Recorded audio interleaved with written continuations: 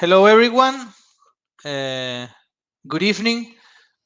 My name is Ricardo Tavillo, and I'm representing EBM, a Spanish consultancy firm. Thank you very much for attending our second session of the webinar today, of online teaching webinar. It's a great honor to have you here again with us in case you were in the first session, and welcome if it's the first time that you follow us. And as you know, also most of the attendees to this webinar are academics and teachers, and also that this webinar is based on the current needs of the education worldwide due to the pandemic. So the first motivation, of course, is to provide tips and to share experiences with the attendees and the lecturers regarding the sudden transition from face-to-face to online education. Today, we have a very interesting group of lecturers. The first of them would be my colleague at EBM, Lauren Bardermeer. She will talk about soft skills for teachers for online education. In second place, we will have Katerina Sourou from Web2Learn, Greece. She will let us know about crisis affecting education and some examples of COVID pandemic. In third place, we will have Dr. Alessandro Caforio from the Università Telematica Internazionale di Roma, from Italy, on how to design your online didactic. And at that moment, after Alessandro Caforio, we will make a small break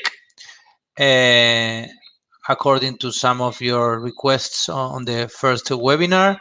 And then we'll follow with Dr. Daniel Baretin from the University of Cusano, Italy. And he will talk about the learning online models. And finally, we will have Professor Israel Garcia Alonso and Professor Rodrigo Trujillo. These colleagues are from the University of La Laguna, from the Department of Didactics of Mathematics. They will talk us about continuous assessment in online teaching. After each lecture, they will have a brief time for questions and answers. So if you follow us in the first session, you will know that you can make these questions via Facebook or via YouTube, and then the moderators will present the questions to the lectors. So let me introduce you then to Mrs. Lauren Vandermeer. The floor is yours, and very welcome to this second webinar. Thank you very much, Ricardo. First of all, thank you for having me here today. My name is Lauren Vandermeer, and I thought I'd start this by saying and daring to speak on behalf of my colleagues who have pitched in this webinar that we're here today to share with you what we know and what we believe on a platform made with a lot of love and effort, firstly by Costa and Ricardo, and secondly by all the colleagues from whom I've already learned so much and I'm looking forward to learning more from. So here are a few things I consider relevant about my professional or personal career. Although I studied and like doing other things, I'd say here are a few things I thought would be interesting to point out. So over 15 years of teaching experience, teacher trainer, design thinker, experience being a town educational coordinator, and currently an educational consultant as well. So if I had to add anything else, I'd probably add that I love to dance, read, and practice yoga. Why did I choose to share soft skills for online teaching? Well, because of this. I love memes. They make me smile when I can relate to them. So here's my go at making a meme.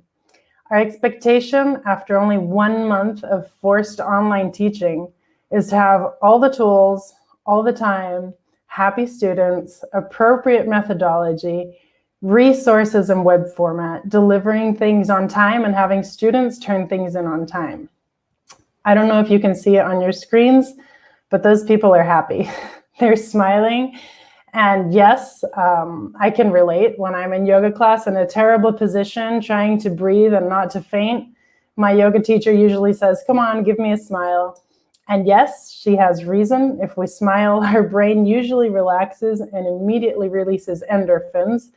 But I keep going back because I want to. This case is a little different. Most countries in the world have been under strict lockdown since mid-March.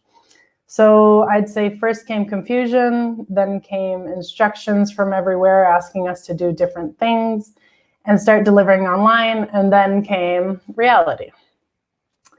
So I don't want to take up much of your time explaining reality because we all know what's happening, and it's different everywhere we look. I chose this image because what most of us started doing was trying to put the same format, but in a different context.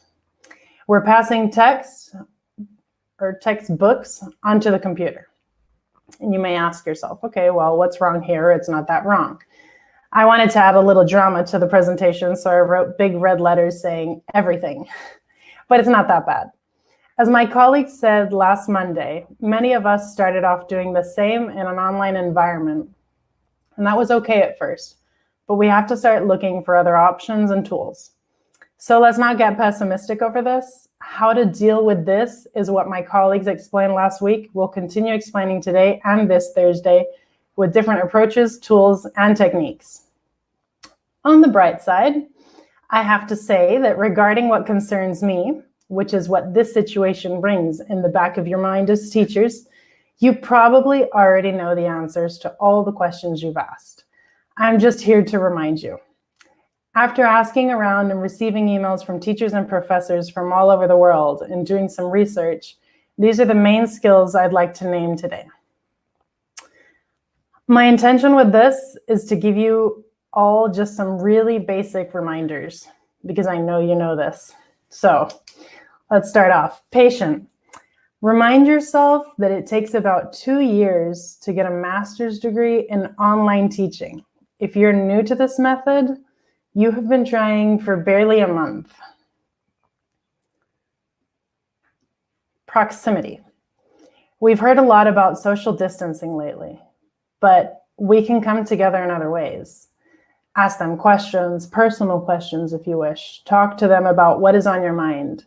Tell them that we're specialists in certain topics, but maybe not in how to deliver this topic in diverse ways. Let them know we're also learning. Simplicity. We've heard a lot about social distancing lately, but we can move together and come together in different ways.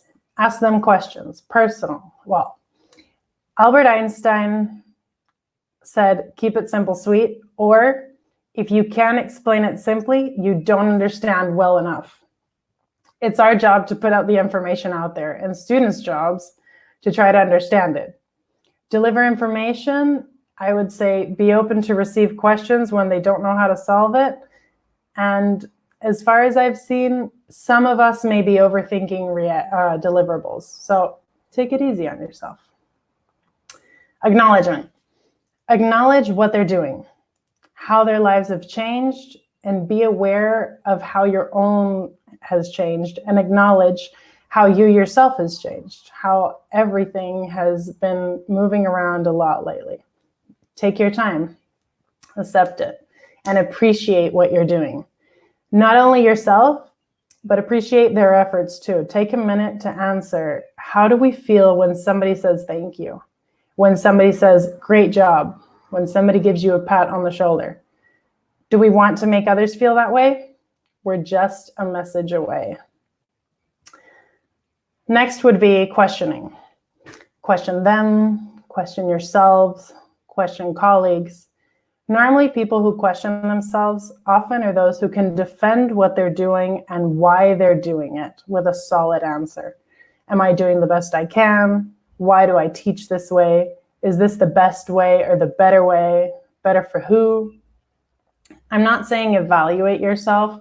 I'm saying ask yourself and be conscious of your answer. It may not be the best in others' eyes, but as long as you know why you're doing it, you have a reason to keep doing it the same way. or change. Communication. I think we all know this is the basic skill that we really need to work on, especially at these times. And I'd say it's the answer to most of the questions we've received. Communicate in as many ways as possible. Formal context, non-formal context. You don't have to create them if you don't want to, but you can leave the door open in case somebody wants to invite you to a coffee space per se, simulating when you go to the cafe and find students doing things and ask you the question, which so famously start with a, now that you're here, try coming to an agreement with students as when to deliver. Make a poll, clearly define what your expectations are. And if you have a doubt, ask them. There are as many solutions as people on this planet. Last but not least, I'd say time management. Not everybody has the same timing. Some, as we know, are owls and others are early birds. Now that the scenario has changed, both teachers and students can adapt to when their body works best. Take advantage of it. If it's what you want, you will develop this new time management over time and decide upon what type of learning options you would like to deliver. I'd say, although these I've been through really quickly, this is something that we should remember. In many cases, teachers and professors have academic freedom. This is the freedom of teachers and students to teach, study, and pursue knowledge and research without unreasonable interference or restriction from law, institutional regulations, or public pressure. I gathered a few elements I found about academic freedom that you may want to hold on to. So here are the 4.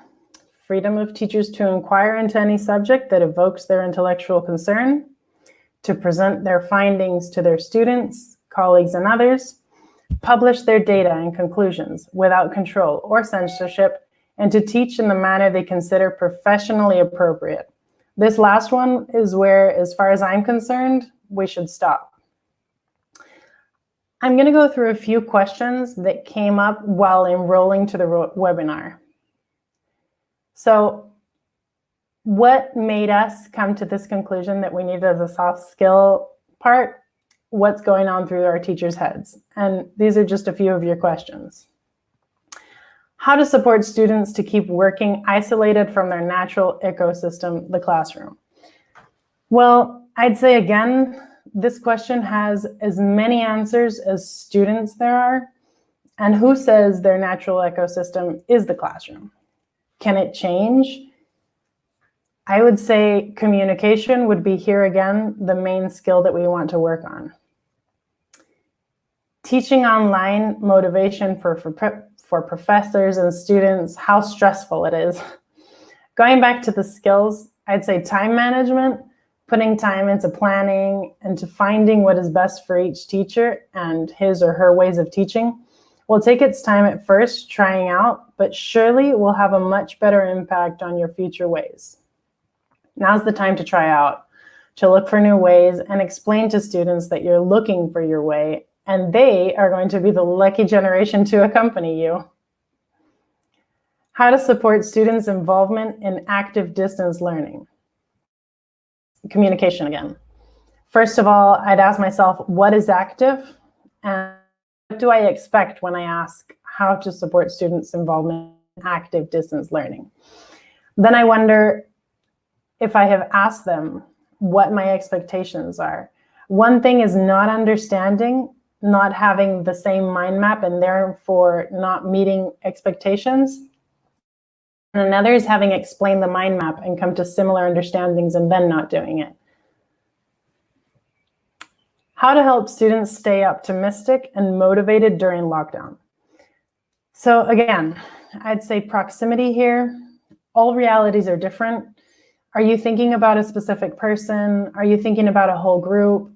What about a call so everybody can share experiences? I know most of you have been doing this. Why not prepare a silly Kahoot, for example, about lockdown, what they've been doing? Get the spirits up and have a moment to let them know the door is open for a chat, an online coffee, whatever you can think of or they can think of. How to keep people interested along 3-hour classes. So how would you keep them interested in a physical class? Why not make 2 breaks? The first thing that came to mind when I read this question was, why not ask students to prepare the break times? So for long sessions, 2 or 3 students can prepare the 10-minute breaks. I thought maybe some could come up with an exercise everybody can do. Another one can play music and become a DJ for 10 minutes. Let them get creative, trying to set their colleagues' mood, and again, letting them have that moment of interchange. How to provide emotional support for myself while online teaching, as well as major roads to offer emotional support to students during online learning. For this question, I find myself reading the skills again and again, giving special attention to communication. Why? If there's time to worry about this and ask ourselves these questions, there's time to communicate with students about this. Try to focus on it like a team, not like you have the weight of the world on your shoulders. We get a lot of those questions.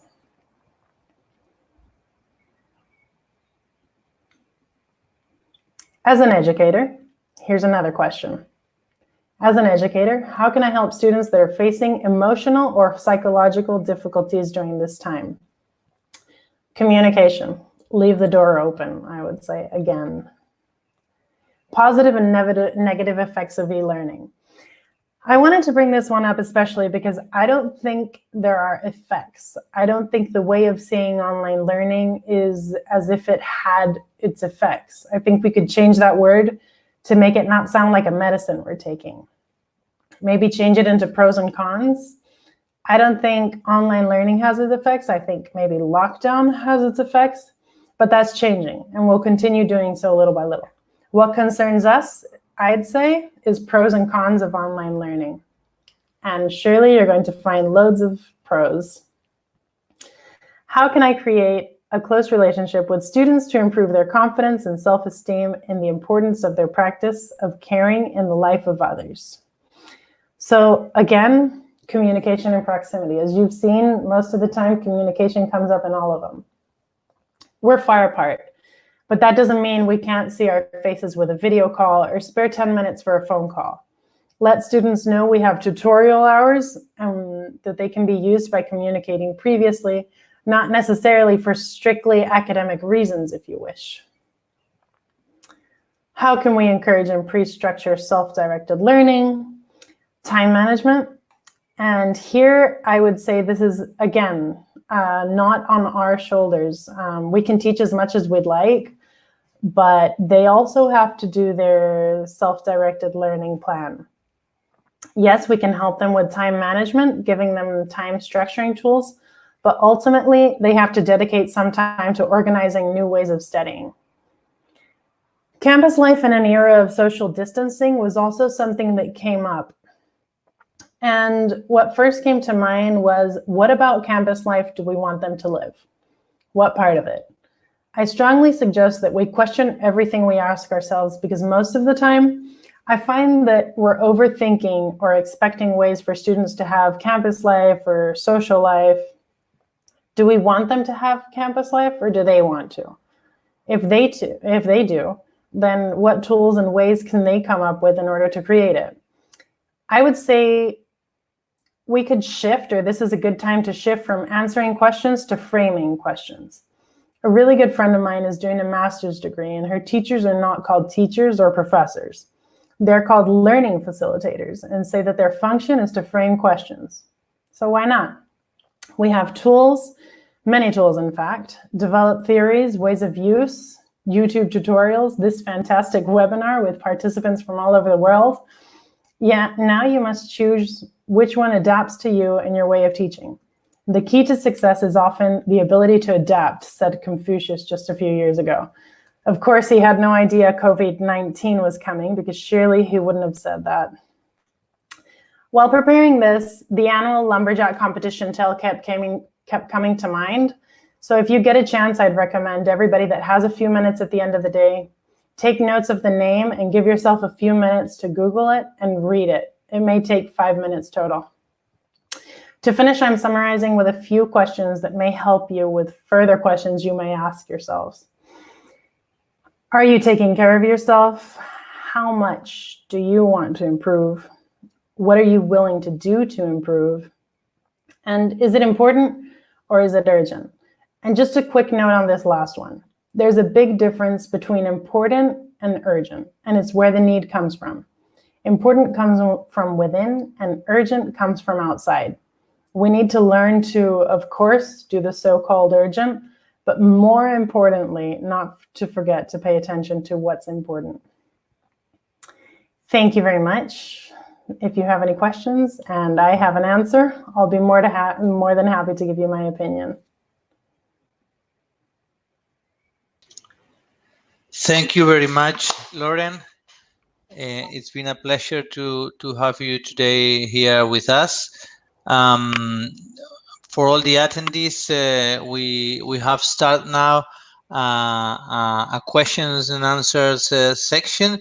So please feel free to start sending interesting questions to our first lecturer. She'll be very glad to reply you. So let's see. I think before, while we wait for some questions, some of our attendees were saying that also, for example, Rosario said that she believed that trust is also a very important skill. Definitely. I would say trust is definitely an important skill. But I would also put that into communication. Without communication, it's very hard to, I'd say, strengthen that trust. So yes, trust is very important, but I would definitely back it up with good communication. And you see any difference on online education in this way to create this trust? Because when you in the offline world, trust is normally dependent on the time you spend together, but online it's pretty a little bit different. Huh? I would say regarding this, proximity is probably what you could offer. All these Zooms meetings or tutorial times that professors have are a great chance to do something silly or not, or to open the space to have everybody be able to ask a question or a conversation. It's amazing how much a simple 10-minute conversation can do just to get to know somebody and feel that somebody's there for you. Mm-hmm.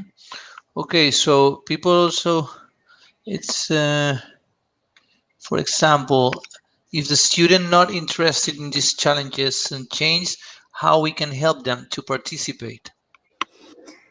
Okay, I would always go back. I'm very pro, as you can see, to communication. So I would go back and ask, why are you not interested? What is wrong? Why do you not want to participate? Or how can I help you participate?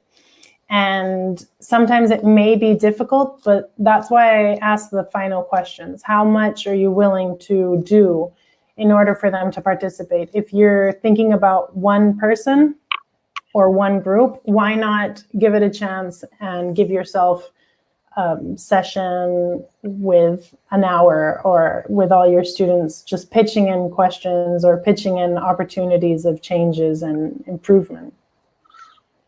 Okay, our colleague from Canary Islands as well, Monse Gallardo Mancebo, says she said that she loves your clear difference between urgent and important. And how do you think it changed this urgent and important considering the new channels? I think it's very easy to fall into a lot of urgent things. Now that we're connected constantly and we have our computers set and our emails connected to our phones, and everything is so connected and we're so online that we constantly get inputs.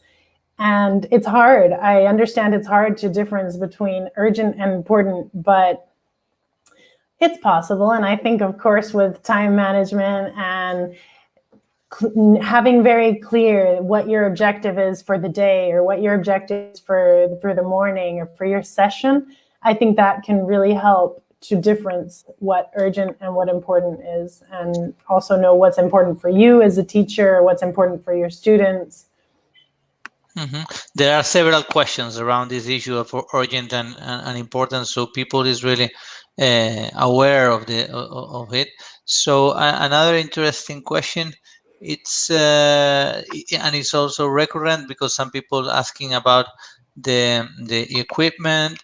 Any ideas for us who are dealing with students who don't have a dedicated screen for them at home on top of low bandwidth internet connections, since we have a lot of connections from all over the world with not broadband, maybe any special suggestions? I'm also looking into what options we can use, because of course we also work with students in schools from around the world, and we know that connection isn't always as good. I would say, of course, that's one of the cons of online education, not being able to get to everybody. But most of the time, there are many apps that are downloadable for phones. And although they don't have a dedicated screen at home, most of the times we could either record the session or we could download the app for a phone. So I don't know what age we're talking about here in this particular question, but I'd say that older students, well, especially university students, secondary school students, would definitely have either a cell phone or some sort of app. So regarding your place, I would choose something that could adapt to that, either recording or an app that can be downloaded onto phones. Okay, several people were concerned about this issue, and also they're saying that it is difficult to evaluate the amount of time and effort that students have to devote to this type of learning. How we deal with this? Yes, it's difficult to evaluate the amount of time and effort, but I also wonder why, or what is the reason behind evaluating the amount of time and effort? Because if what we want them to do is achieve a certain task or a certain job to get done, then how important is it to know how much time they put into it? And yes, then of course, I think communication would come back in the playing field, because if it's too much that we're asking for, then they will probably communicate it, or we can ask, okay, what are the options, or why did this not come in time? But I would definitely say communication would be key to this. A key element. Okay, yeah. So people is highlighting as well the importance of emotions in relation to learning and education. And for example, we have another approach here. It is really important to create bonds and relationships in online education environments. So I will ask, this is for sure easier for those teachers who already have had a contact previous to this crisis, for example. But since we don't know how much will last education this way, these bonds will have to make these bonds in another way. So what do you think about this? What will be the future of this emotion education? I would say that not necessarily we won't be creating these emotional bonds online. I think we do have the option, especially when we can see each other's faces and have a direct and clear communication. And as I said before, the first thing that came to mind when we spoke about really long sessions, which could be something completely taken into other fields, would be, why not giving them the option of facilitating them? Why not giving them the option of teaching us something, 5 first minutes every break? If we're going to have a 2-hour class, why not give them 10 minutes to break up the room and change it up a little bit? And they can also show their skills, their emotions, what they're interested in, what they're not. And this can also create bonds. So I think we are on time. Thank you very much, Lauren, for for being with us, for your very interesting presentation. And now I will leave you with one of my co-organizers of this webinar, Dr. Kostas Petridis, and he will present you the next lecturer. Thank you very much, Lauren. Thank you, Lauren. Thank you, Ricardo. Welcome from my side. I'm Konstantinos Petridis from Hellenic Mediterranean University. Thank you, all the attendees that we are with us, for this second round of the webinars on online teaching. Now I would like to welcome Dr. Katerina Zuru, one of our speakers and one of our partners in a lot of projects. She has a PhD in linguistics, and her talk is about the impact of the pandemic to the higher education. So, Katerina, the floor is yours. You have around 20 minutes, and then we will leave around 10 minutes for questions. Thank you very much for your effort and to be with us. Good afternoon. Thank you, Ricardo, for being the moderator. Thank you very much, Kostas, for organizing all this great effort. I realized with just a short talk today, I realized how much energy you have put in this, and we are all grateful for your time and commitment. Let me please share my screen. I have some slides for you. Is that okay? Can you hear us? No.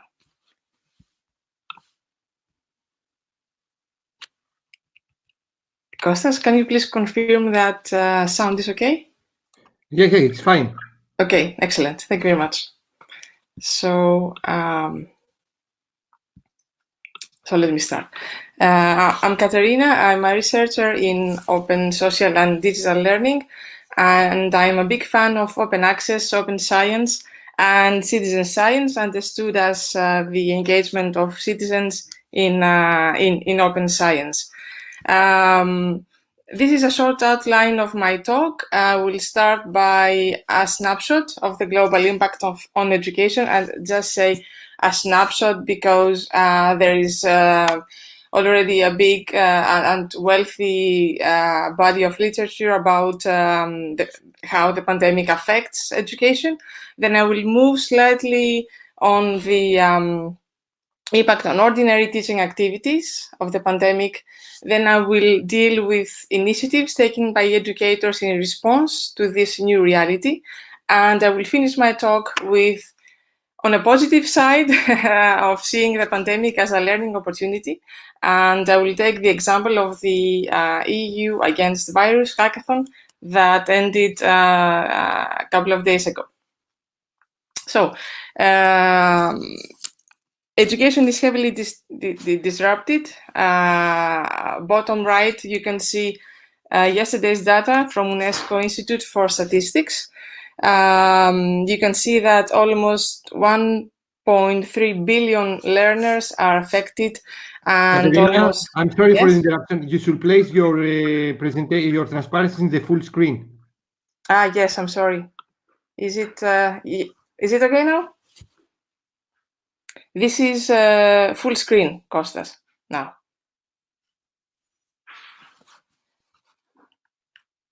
Can you see? Is it better?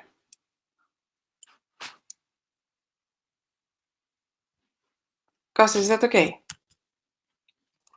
I mean, it's not full screen. You should go full screen to the PowerPoint. You should press full screen to the PowerPoint. Yes, this is what I do. I just wonder if it's just an issue with the screen, the StreamYard. Okay, indeed, I go back to the slides, and this is, yes, I can perhaps increase from here. Okay, is this is the best I can do? Is that okay?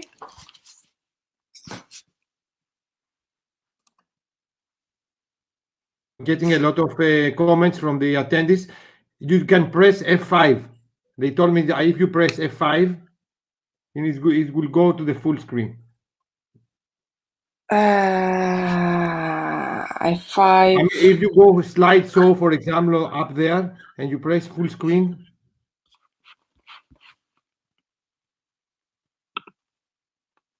No. Can you advise also for a Mac user?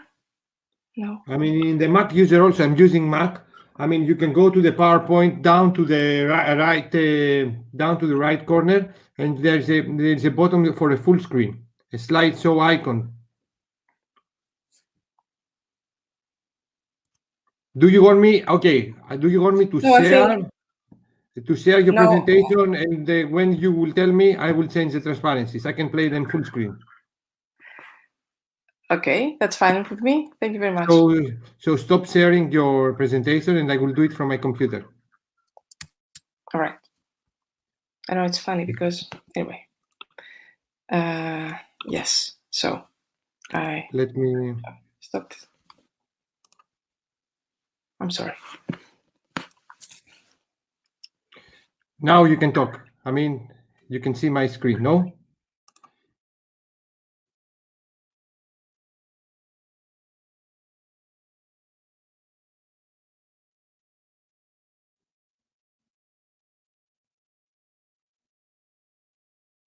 Thank you very much. So we are on slide 3. Costas, please. Here? Yes, thank you. Next slide, please. So, yes, this is the current situation stipulated by UNESCO yesterday, showing the impact of the disease and especially the impact on education. Next slide, please. On the EU level, this is also on this page. I will be very happy to share all the links with you. In this page, there are data aggregated on how the pandemic affects education in the EU. Next slide, please. If one can synthesize in just 4 points the impact of the pandemic, then perhaps we can borrow UNESCO's slide, this from the chair in community-based research and social responsibility in higher education. They indicate that first, the pandemic has highlighted the significance of local actors and institutions. And in my next slides, I will connect how the local actors and institutions can play a role in education. Then the fact that there's a need to mobilize different kinds of knowledge to address the problem. Third parameter is that local innovations and solutions are required, and also this affects education. I will deal with that in a couple of moments. And one cannot go back to normal. So there's a need to find new ways of teaching and living after the pandemic. Based on these 4 points, let me expand further on education. So, Kostas, if you can move to the next slide, please. Right. First, there is a big impact on ordinary teaching activities because teaching and learning routines are severely disrupted. This means that there's lots of efforts on the national and international levels to mitigate the immediate impact of school closures. Okay. So governments are now setting up virtual classrooms, collaboration platforms, etc., at an incredible speed. But this has an impact on individual teachers' routines, which means that there is a big confusion or even doubt about questions like which learning platforms to use, how to aid teachers in implementing online learning, how to reach those with little or no internet access at home, which is some among the many questions that disrupt daily routines of teachers and learners. Next slide, please, Kostas. Going to address these questions and also to connect with the questions that have been posed in this webinar, I have found this page, which is among others that I will share with you. deals with how the COVID-19 crisis taught us about online teaching, and there I found very good advice and answers on questions such as whether the advantages of fully asynchronous or synchronous learning, how to engage your students during online teaching, how to keep up motivation, how you can set the stage for successful interaction. So I will share the link. I think it is one of the most insightful pages with guidelines and tips on how educators can deal with the range of situations and problems we all face. Next slide, please. Let us now move the discussion about the new roles and skills for education, for educators. I have indicated, for instance, agility and resilience, the ability to cope with unknown technologies within a short time frame. The disadvantage, of course, is that agility is not natural for everyone. You cannot expect anyone to be agile, to be fast, to adopt tools and to understand the functionalities, and also to share them with the learning community. Also, there's a big issue with digital literacy skills. If someone does not have the competencies, the digital skills, you cannot just, because you put this person the tools available, that you expect this person to use these tools naturally in a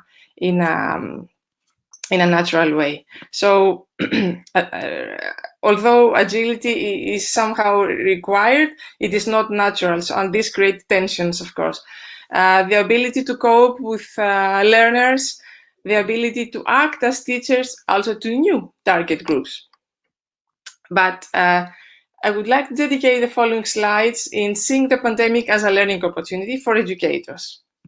So up to now, I have developed and expanded on the situation and the problem, how this affects and the tensions. Now let me show a bit some examples of how the pandemic can be a learning opportunity. So next slide, please, Kostas.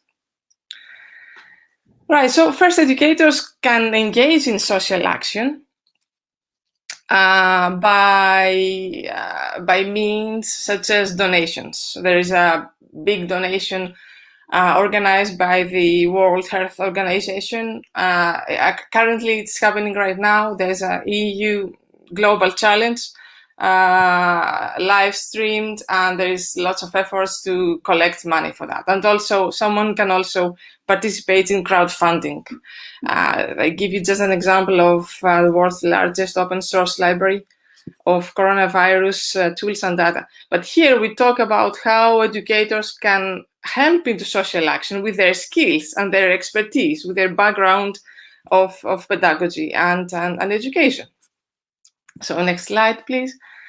Kostas, one of the initiatives I would like to share with you is this portal of, it's called UNESCO Learning Cities Response to COVID-19, and there are examples. This is just a snapshot. There's examples of cities, basically of educators who find, how can I say, creative or engaging ways to ensure that learning does not stop during the pandemic. Some of them are really worth watching because they show how far the creativity of an educator can go. And it gives a global perspective into what we are talking now. Next slide, please, Kostas. And the other example I would like to share with you is the EU Against Virus Hackathon. It took place last week remotely. I don't know if you have heard or even if you have participated. I would love to read on the chat if you had or if you have heard about its existence. Kostas, we can move on to the next slide, please. It has been a very impactful event. During 3 days, 21,000 participants, mostly from Europe, but not only from Europe, got each other to solve challenges, which means basically problems in all fields. And it has been very massive because there was many nationalities, countries, languages, also business partners giving awards because the best solutions have been given money awards and also opportunities for incubation and follow-up of their ideas. Overall, there have been 2,000 solutions that have been promoted as a good examples of how we can fight against coronavirus. Now, you may ask why I talk to you about a hackathon, because a hackathon is by definition something that is of interest for people from the IT sector, development of applications, platforms, marketing, also sustainability. Do you know why I talk about a hackathon in an education context like ours? I see some people who know about that, others not. Let me tell you. Next slide, please, Kostas.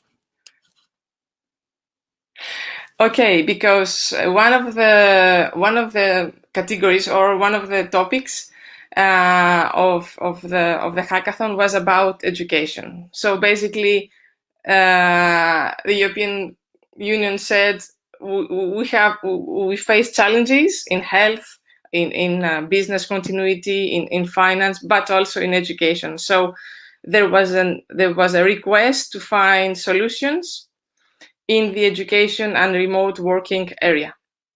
That's why I point this initiative out. Next slide, please, Kostas. So within this EU Against Virus Hackathon, there was several subcategories of the category remote working and education that dealt with e-learning methods and tools, remote working, primary, secondary, university challenges, and also student challenges, family, work, and life. And from these 2,000 ideas, there has been awarded several ones, of course, in the area of remote working and education. So I really recommend you that you have a look at the results, because the awards have been given, and these are the most promising ideas in the area of education and digital education in the future for Europe. They are incubated now, and they will be promoted largely in Europe if they are sustainable enough. So my next slide is the last one. So two slides more.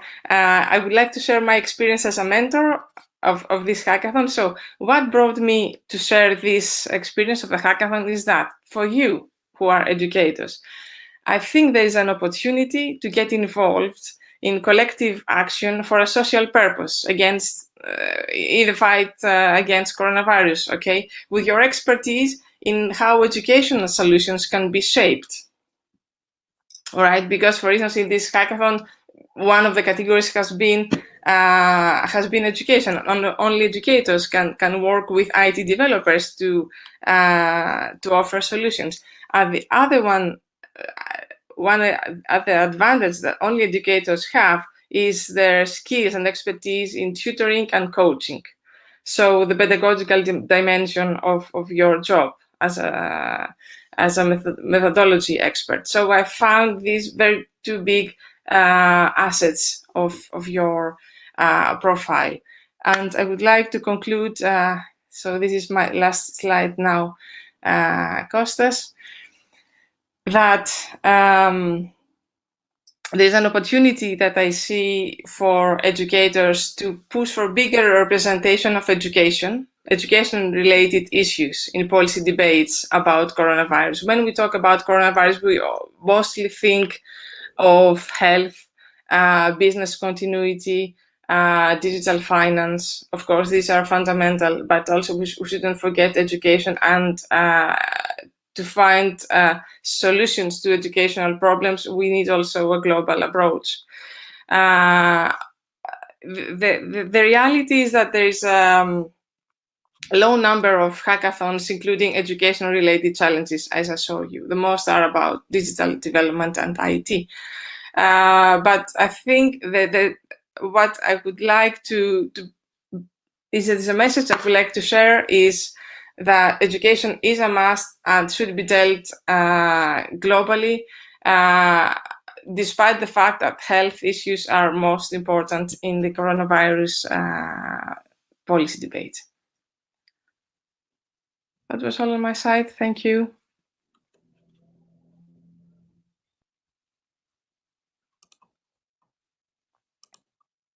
So let me stop sharing my screen. So thank you very much, Katerina, for your presentation. Let's check if there are some questions from the audience. Since the question they will come, I have a question. Okay, there is a question. Thank you very much, Natalia. How do you think will this pandemic result in some kind of natural selection among teaching staff? Will someone, I cannot understand, the other word, be fired? Sorry, let me... You can see the question on your screen? Yes, so... I wanted to share, Kostas, I just put on the chat the slides so that people can use the links that are embedded on the slides. So now Anyhow, all the presentations, they are going to be available to the audience after the 7th of May. And also the second session is recorded. So as the first one is now available through our website, the second session also will be available. Thank you very much. Thank you, Kostas. If I understand well, the question is about if I think that there will be any pioneers or the people who will make it and those who will not make it among the teaching staff. I think that I'm positive. I think that educators are catalysts in development and societal change. I cannot think of lack of the educational activity in general. I don't think it will happen.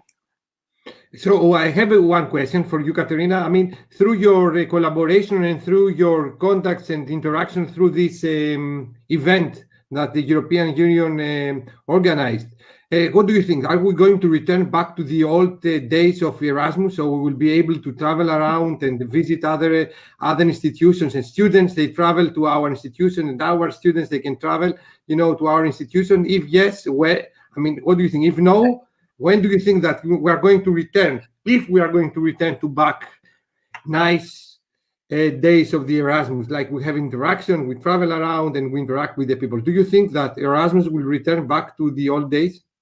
Definitely, we will miss a lot the spontaneity of the old times in Erasmus. This strolling around and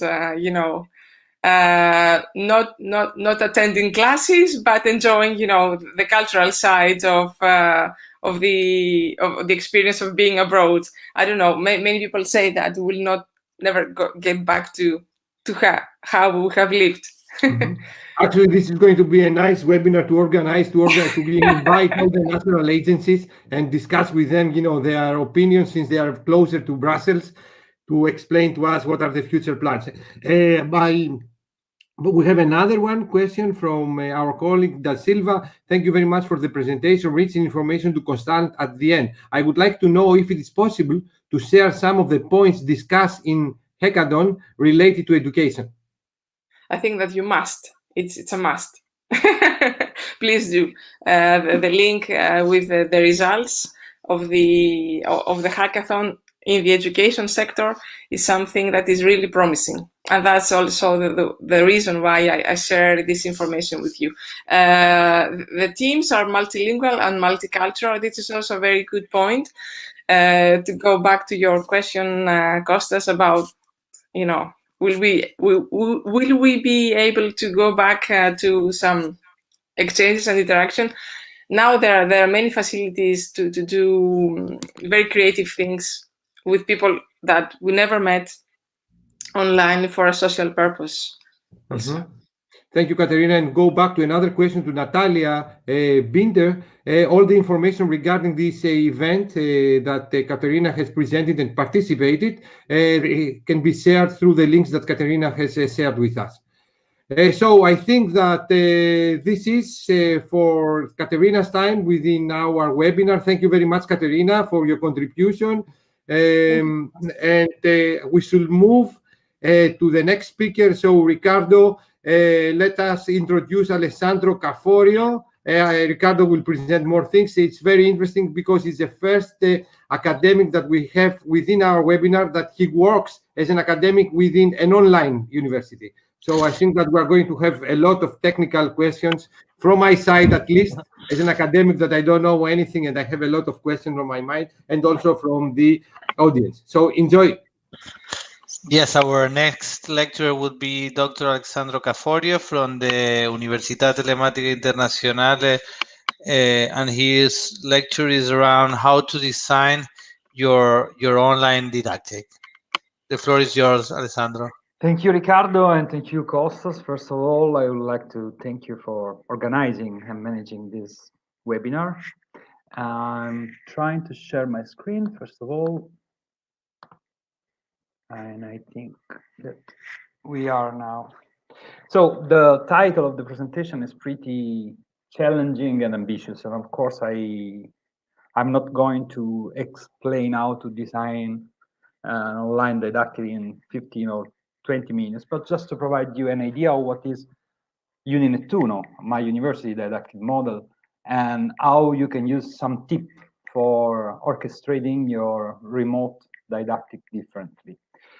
Very few words about me. I'm the head of research and innovation in my university. I work within Uninettuno since 20 years. Also, if Uninettuno was launched in 2005, because Uninettuno is born from the experience of a previous existing consortium called Nettuno Consortium. That was a consortium made by traditional universities in Italy and providing to those universities distance learning services, starting with satellite television, video cassette, VHS distribution, and a blended learning model, and then moving to the full online model when the technologies allowed us to do that. So we started working on distance learning and online learning a long time ago, and nowadays our model is based pretty much on the research of my professor, director of Uninettuno, Professor Maria Matagarito, and her research team that now I am leading. And therefore, we are not using an open source platform or like Moodle or Canvas or a commercial platform like Blackboard, but she decided to use her pedagogical knowledge to build something tailored on the pedagogical needs she wanted to address.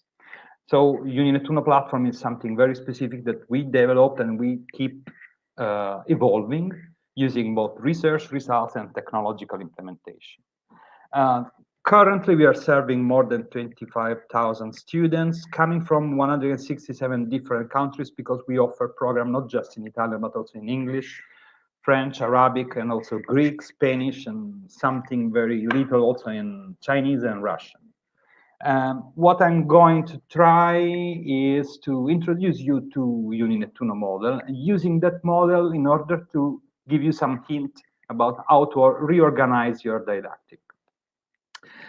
Since we started from television 30 years ago in 1991, 1992, our core component in the online didactic, at least for this what we call self-paced learning or individual study, are video lessons. Video lessons are on-demand content. Usually we hire top professors from other universities or experts in specific fields to record the video lesson that we use as a didactic content. As in a traditional university, you can use a handbook or a textbook written not just by you as a professor, but by someone else. Our video lessons are specific for some aspects. First of all, we like to structure the video lesson in subtopics. And these subtopics are the links that are on the left side of the screen. So a student can also decide both to watch the video lesson from the beginning to the end, or to jump in a very specific moment of the video lesson when the professor is talking about a specific topic. And then on the right, you can see we provide a list of categories of didactic materials. That list of categories is available also at course level. So if I'm looking at the Mathematics 1 course, I can have all the list of books and articles available, or multimedia, or references to bibliography or to online references, so cytography.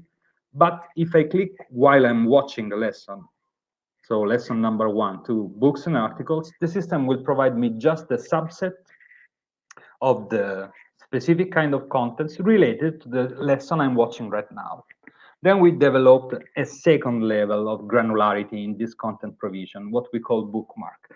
At specific moment of the lesson, this red box highlight a very specific category of didactic contents. And if a student clicks on it while it is highlighted, the system is not showing a list of contents, but it will open up a specific pop-up with the specific content related to what the professor was saying in that specific point of the video lesson. Of course, this is not easily replicable. You need the studio, you need some technician to do bookmarks and whatever. From the pedagogic, from the student time management level, this kind of contents that should not be, if you are going to start right now professional video lessons, are good for flexibility and for control because they are on demand and the student can watch or just download a PDF or a lesson outline or download a PowerPoint, because all of these content are part of this cluster of contents. So contents that you provide to students and they can access whenever they want, on-demand contents. They are flexible. They are not asking students to be in a specific place at a specific time. So no space or time limitation. They can access to contents using their phone, using their laptop in the night or in the day. Students have control on them because if you design them hypertextually, students can watch them or study on them in a linear way, but they can use them also hypertextually. So creating association and links among contents in the same unit. Of course, they have a low level of interactivity because it's the professor speaking or is the text written that is providing information to the student. There's not so much interaction in it. How you can provide this kind of learning cluster to students. So how to organize your content. Of course, you can create groups of contents, organizing them in units. So giving students not just a bunch of materials to be downloaded, but organizing them in subset with a name, with a topic name. So they will have unit number 1 with a set of slides, probably a PowerPoint presentation, a reference to a book they already have, etc. The other thing is build your own resources. You don't need to have a professional camera, but you can start using a PowerPoint, capturing the screen and while talking on the slides. And that will be your first video lesson. You can improve it, okay, but you have to consider that in this case, you are creating something that you can reuse. And in the next year, if we are going to be forced to do everyone online learning, you will have a first set of resources made by yourself that you can start to reuse, to improve, to refine, creating your own library, your own content repository, useful also for the next classes. Provide deepening material, so don't limit yourself to providing just one content, because students probably will want to go deep on some specific topic. If they are going to ask you for their final dissertation, probably having a list of relevant bibliography will help them also deciding what to ask to you for the final dissertation. And finally, use OERs. OERs are open educational resources. Usually traditional professors are a little bit shy in trying to go online and to understand which kind of contents are already available and open, and what they can reuse made by someone else in their courses. And while now this is something you have to force yourself to do. For example, you can find a lot of MOOCs. Unituno itself is providing more than 240 courses, which is 5,000 of video lessons in several languages available for everyone. But if you just Google OERs, the first result probably will be MIT OpenCourseWare, in which you will find a lot of video lessons recorded and organized, with also PowerPoints available and a lot of materials for a lot of topics and contents and courses that are made by MIT professors. If you look for OpenUpEd, it's the European initiative on MOOCs that act as a sort of umbrella supported by European Commission, in which a lot of online universities, Unituno for Italy, UNED, and UOC for Spain, and Open UK, Open University Netherlands, etc., provided their MOOCs. And that can be a good base, a good starting point for understanding if you can reuse something already existing without reinventing the wheel. The second aspect on providing online learning for Unituno model is let students try what they learn. In our learning environment, we have three kinds of these activities that we propose to students. Assignments, what we call exercises, so something that the professor provides through the platform, and the student have to submit in order to be corrected and graded by the professor and the tutors. Then we have interactive exercises that usually are automatically graded by the system, providing automatic feedback and immediate feedback to students. Usually we do not use this for evaluating students. We use this for providing students an immediate feedback on what they are studying.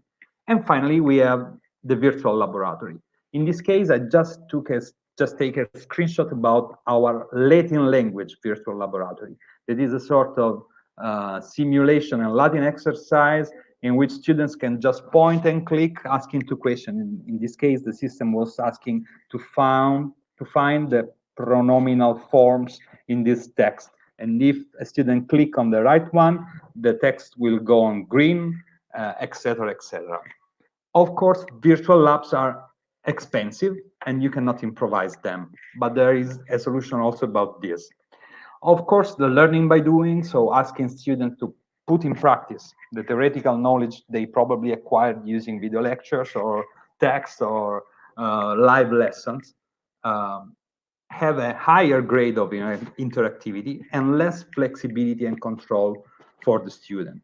Because usually these assignments or these virtual labs specifically needs to run on a computer and not just on a smartphone, or if they are app, you need a smartphone but not a computer. In this case, this is a virtual lab about optical signals and this kind of things, so for physics.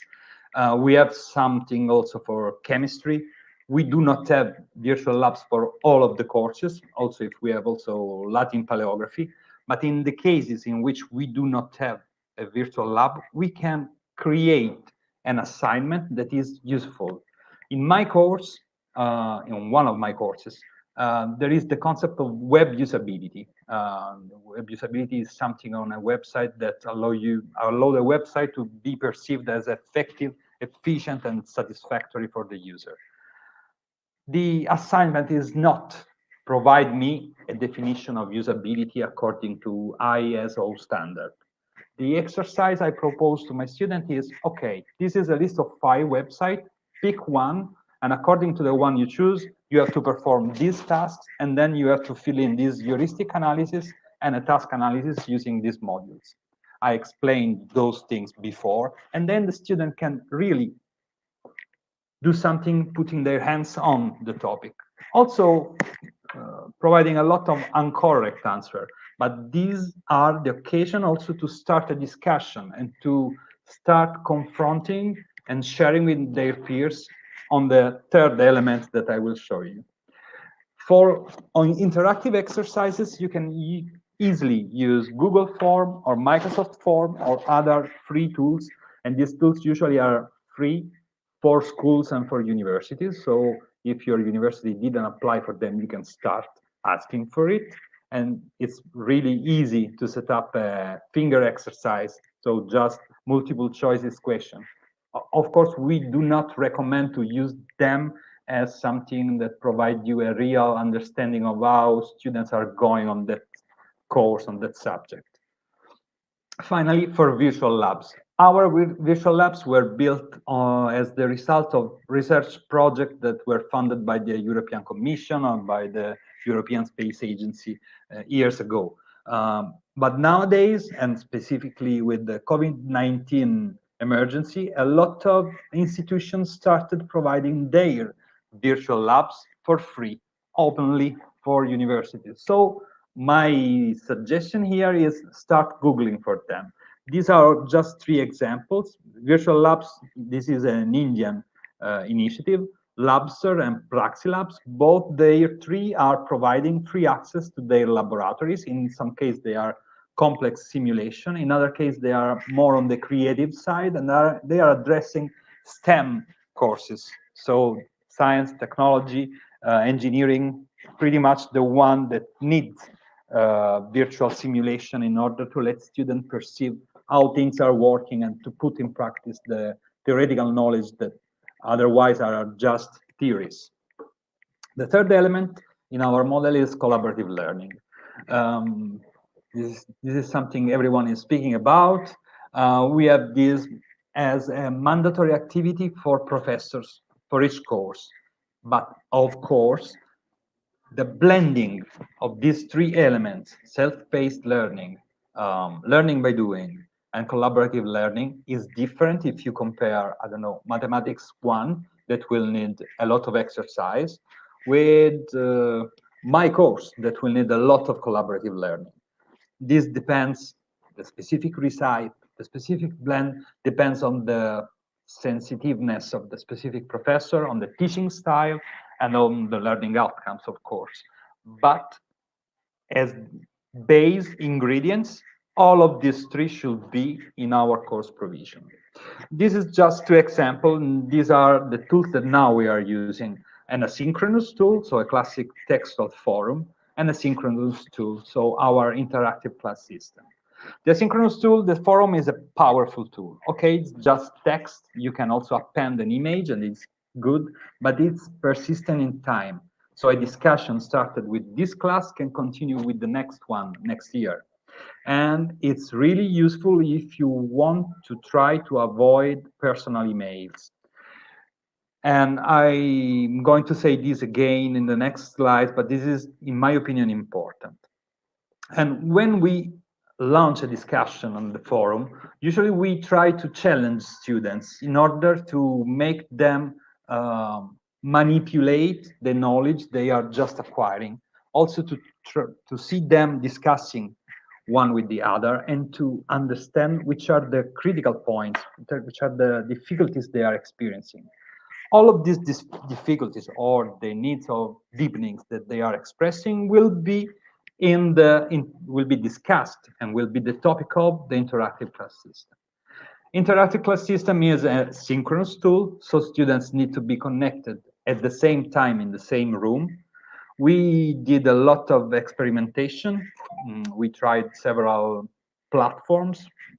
And finally, we decided for some years ago for Skype for Business for a very specific reason. We integrated it in our platform. Microsoft asked us to do some experimentation in order to understand if Skype for Business could be useful also for educational context. We decided for it because it allowed us to provide at least 3 different learning models. The first one is the renowned flipped classroom, and how we implement it. Since we have the self-paced content already prepared, we assign to students a week before of the next interactive class what they have to study.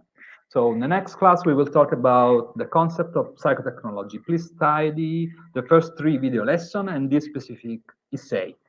So students are going to study. They have a week so they can self-organize their timing.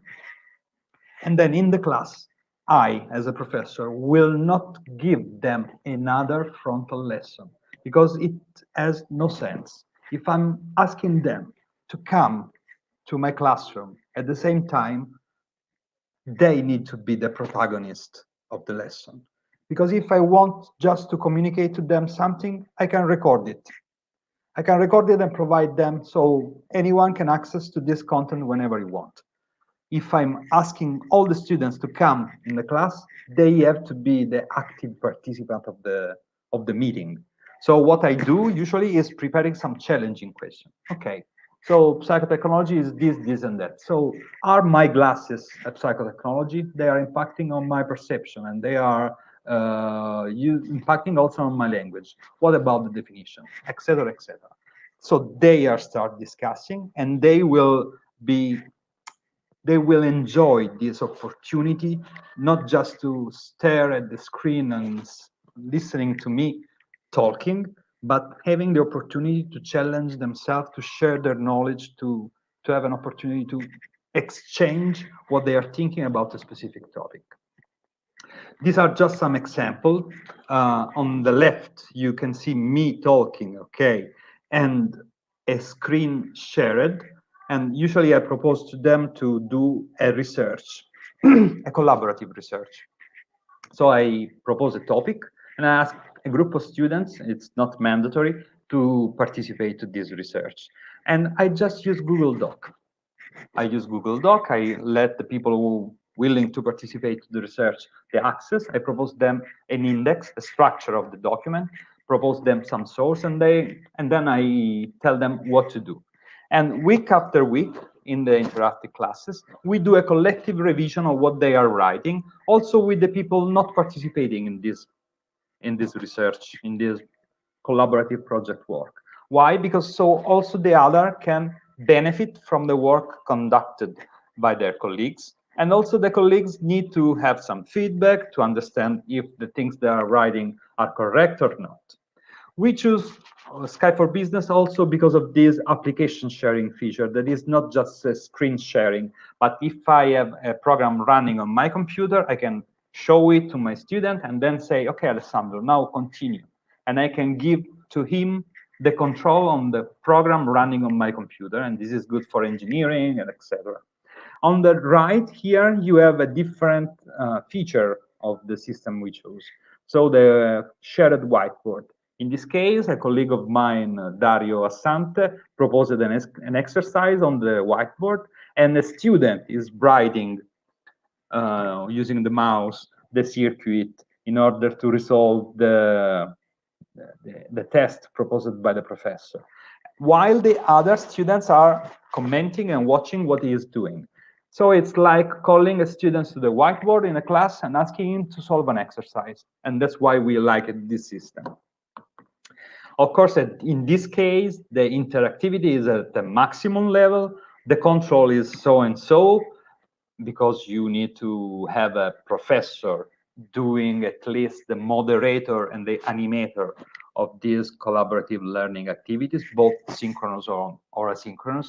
And the flexibility is lower because you are asking students to be connected at a very specific time. Moving faster, of course, you can find the presentation online when it will be uploaded, a list of potential tools that can be used, but probably you are using those tools a lot in these weeks. Try to avoid personal emails, because if a question is useful for a student, probably it is useful also for all the other students. So ask students to ask questions on the forum. So in this way, you are creating your own knowledge base for the next classes and anyway for all the students. Another aspect beyond activities and contents is support and orientation. I will go quickly about it. We are not proposing just the syllabus of a course, so the objective, the program, the textbook, but we are trying to provide students different cognitive styles in presenting the information. And the concept map of the course is one of them. We have concept maps presenting both the content structure and the activities of the course for all of the courses we are providing.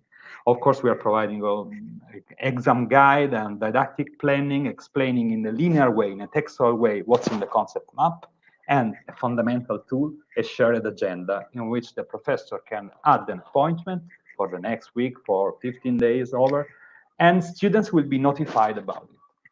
For it, of course, you can use just Google Calendar or any similar software too. Finally, the evaluation. These are some screenshots for our students tracking system. We have learning analytics because we have an LMS, a learning management system that we designed that is running. So we know what student is accessing what for each of the course. We have this data also at the class level, at the academic year level, etc. But anyway, also even if Uninetuno was prepared to online learning, because this is what we do, COVID-19 impacted also on us, because final dissertations and exams were not online since 2 months ago. So we need to recreate something that assure a high level of security and quality to both the activities, final dissertation and especially exams, in order to let our students continue studying. What we did for exams, we used the interactive class system, oral modality, so no written exams, 2 professors at the same time in each exam session, the student's ID sent in advance by email in order to perform the check confronting the student's ID in the email of the professor and the face on the screen in real time without asking the students to show the ID in the meeting, because we need to be compliant to GDPR and student privacy. And then the student go full screen, so anyone else on the screen, so we can see his eyes. We can ask the students to have a round shooting in a room to understand if he's trying to cheat, but that didn't happen. What we are going to do is to design something for online exams, to moving to written modality too, and using proctoring tools. Proctoring tools, you cannot improvise them. There are many solutions on the market. Some of them are also GDPR compliant, and they can help in managing written exams, but usually they're asking students to have 2 devices connected, a computer and a smartphone. So since we want to be accessible in many sense, we are evaluating very carefully this opportunity. And that's all. Sorry if I went long, but I tried to incorporate in my presentation some of the questions I saw you already posted. And here is a very brief references list.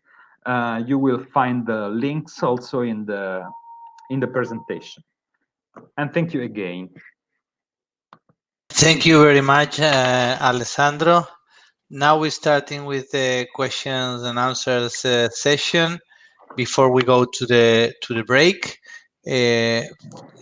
just to start, Natalia asks, how can we form lab skills by virtual labs? Any positive experience? Lab skill enhance, like preparing solutions in Tube or use some devices. What we do usually, some of the lab exercises can be easily replicated in simulation. If you think of all the measurement tools are just perceiving an input, elaborating it, and providing an output. So you just need to find the proper simulation, but they are really simply implementable in a digital system. While for some other things in which you need hand to be prepared and to be trained to do some job, of course, going just online in 2020 is not enough. Probably in 2025 with haptic interfaces, maybe. Uh, Again, if you're talking about chemistry, you can just simulate some liquid and solution prepared, but then when you go to the lab, you need also some ability to manipulate actual elements. So there is still some gap in what you can simulate using the standard equipment we can ask to a student. Okay, thank you. Our colleague also from Hellenic Mediterranean University, Dini Dimo, asks, according to your previous question, Alessandro, if self-learning is indeed different to collaborative learning. Well, yes, is indeed different, but they are in my opinion, ingredients of a complex recipe. So self-learning should be part of the learning orchestration that you are going to propose to your student when moving from a classroom learning to online learning. In these weeks, what we saw, and I don't know, probably you already saw it in Educo's review, they highlighted the difference between online learning, so a structured, designed, complex activity that has a lot of preparation, with emergency remote teaching. That is what usually has been done, because probably everyone just try to move on the online side what they are used to do in classroom. Doing online learning will ask you also to rethink to what can be self-learning, probably your video lesson or some content that students can study on their own, and what need to be live, what need to be discussed in an interactive classroom and things like that. And this rethinking of your learning delivery, let's say, will improve, in my opinion, dramatically also the way you are going to teach online, because separating and structuring what can be done autonomously by students, probably before meeting them again, and what and why they will need you online, in some case one-on-one, and many cases, in my opinion, you with all the classroom connected will make the difference. Okay, thank you. Another one, this is very specific, but I think it's a very extended concern, particularly for medicine and nursing. So any idea for visual labs in medicine and nursing? I have some, but you have to consider that medicine and nursing are in the really short list of the, let's say, courses, the degree programs that an online university cannot provide in Italy. And there is a reason why, not for the courses, but for the internships, because at least in Italy, medicine is a 6-year degree with at least 2 or 3 years spent in the hospital, and we cannot provide that kind of experience online. There are a lot of initiative about telemedicine and online remote health and remote medicine, and most of them, if you search for them on Google or on the web, will provide you also some virtual lab. Okay, so I think we have 1 or 2 more minutes for the last questions. Do we have, let's say, the best way to providing online oral exams, especially in mathematics? Later on, our colleagues from La Laguna, Israel and Rodrigo, will probably let us know a little bit about this, but what's your opinion around? My opinion is that mathematics is one of the 5 or 6 courses that is challenging us to move to the written form. We were used to provide mathematics exam with open questions or problem to be solved, applied the theorem and the knowledge the student studied in the months before. In the oral exam, what they did now, what our professor managed to do, is not just asking questions, but ask students to point out on the paper or to share the screen and to solve an exercise directly in a live session. That's why we want to move on the written form, at least for a subset of the courses we are providing.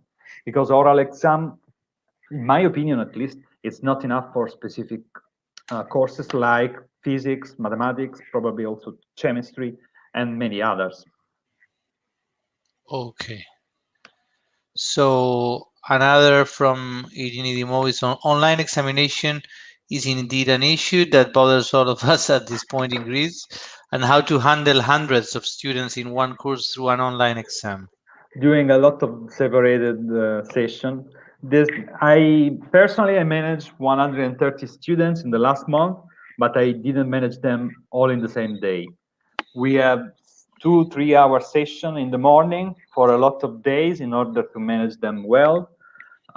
You have to consider it, at least in Italy, but I think everywhere, exams should be public, so also other students can join to the conversation. So you need to choose the correct tool also to manage the difference among the controller, the presenter, the professors, and the participants, in order to kick out someone who is disturbing or to manage the microphones, etc.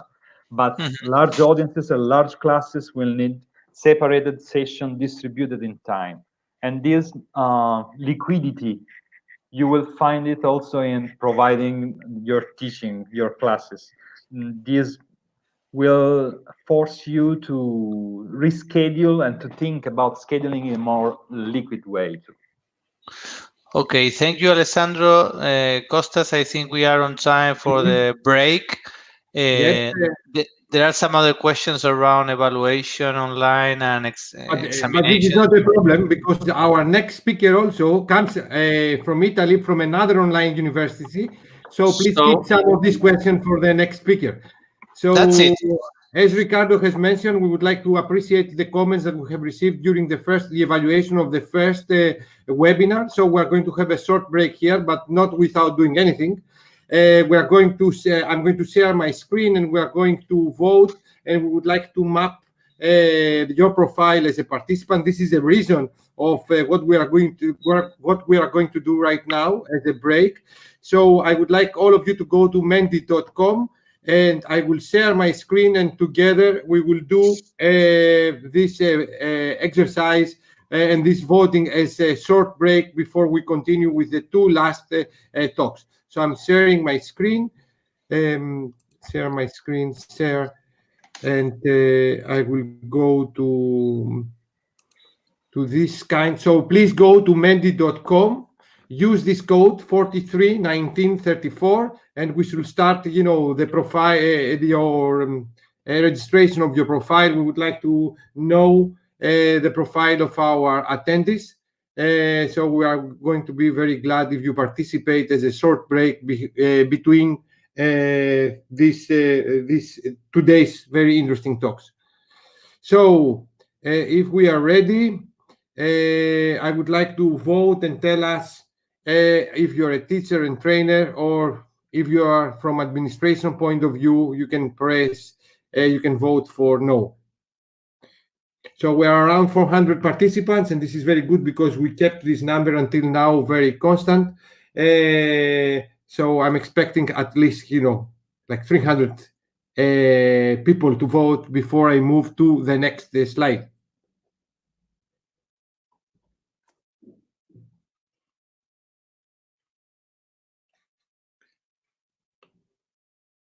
This helps us very much in order to plan and engineer, let's say, the profile of the presenters and the lecturers that we are going to invite in future events that we plan based on the needs of our ecosystem. So we are going to feel very honored if you participate and tell us your opinion and vote along this voting.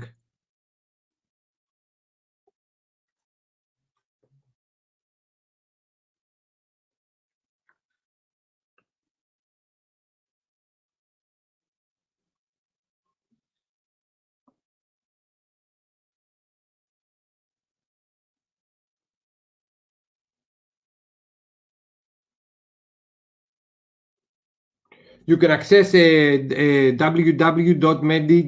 through your mobile, through your computer. It's very easy accessed site.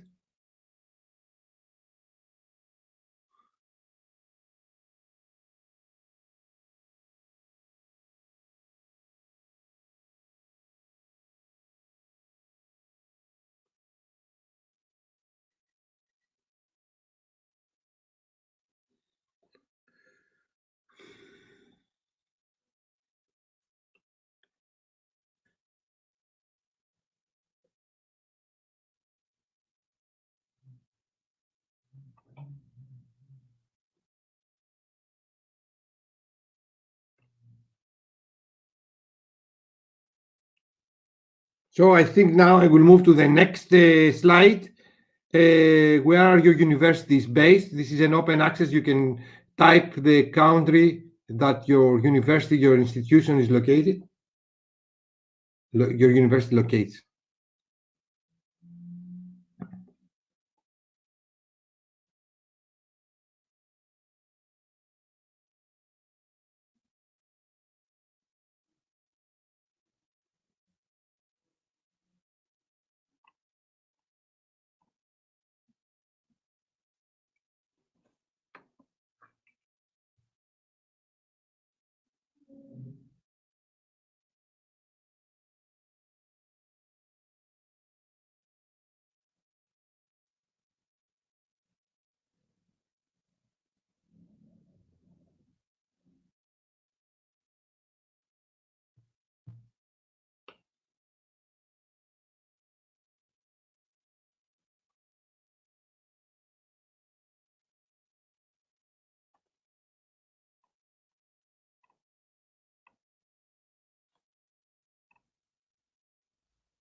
I think that we have attendees all over the world. And this is very nice.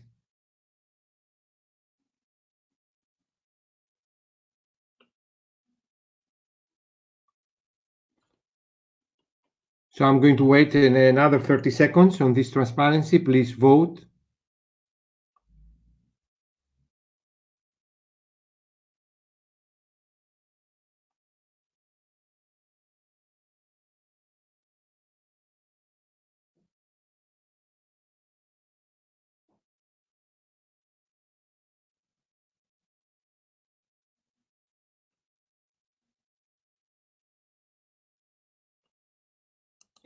So we are moving to the other one, with which university you are affiliated. So you can type the university that you are coming from, like Hellenic Mediterranean University, University of Barcelona, IPP, Liverpool Hope University. So Yerevan, yes, we have a lot of participants actually from Armenia, Georgia, Ukraine. I mean,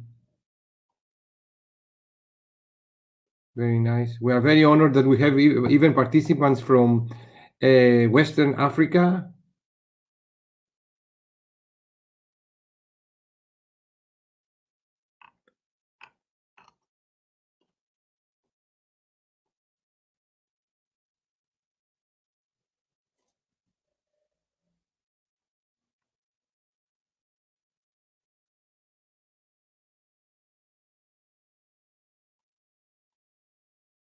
I said that we had participants from the Hellenic Mediterranean University, but I cannot see my university among the participants, and I cannot vote.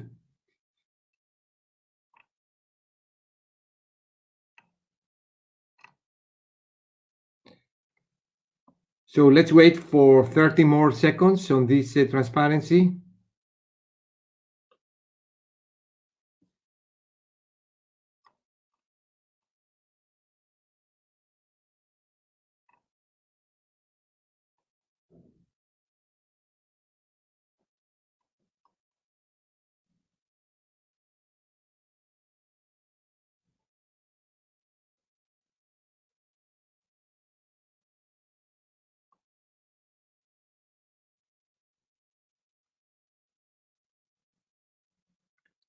Let's move to what do you expect? What do you expect from this webinar?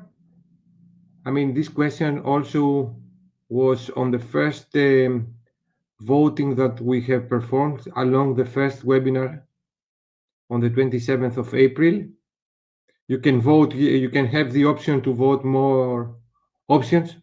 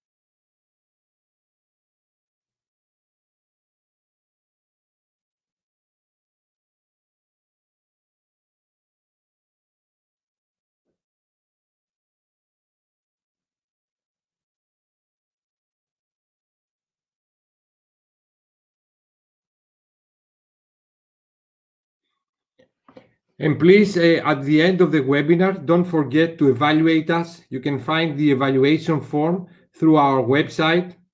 And this is very essential. We have studied a lot of the comments that you have made along regarding the first webinar session.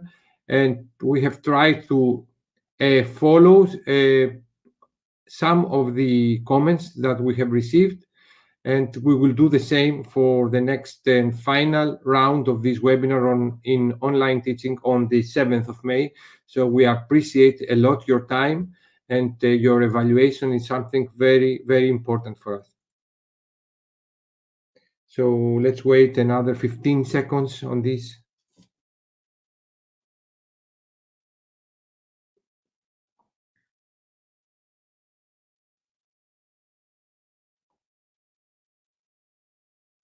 So let's move to the other one. When teaching online, I feel, what are your feelings as a teacher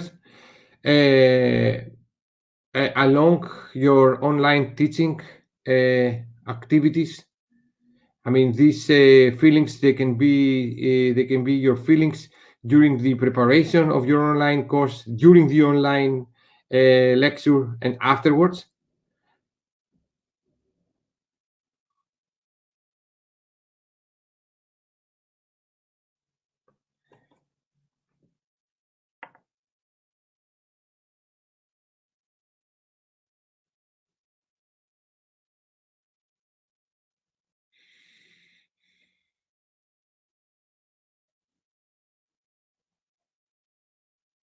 Regarding your question for the webinar on the 27th of April, the webinar is already available through our website. So if you scroll down to our website, you can find the link and you can follow again the first webinar. The same policy and the same strategy will be followed also for the second webinar.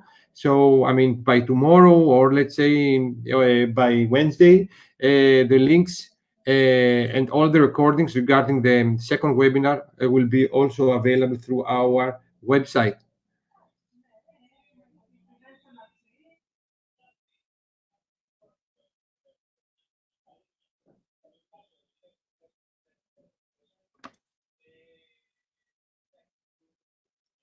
Let's wait another 10 seconds.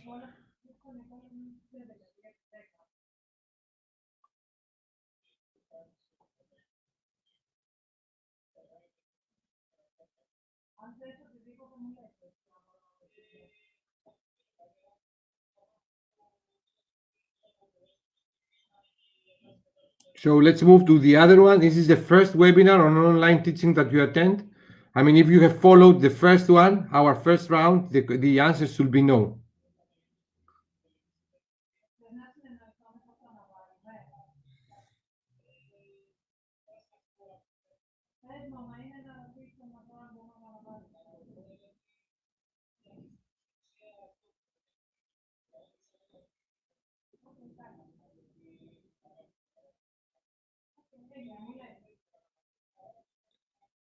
There is a great competition between yes and no regarding this question.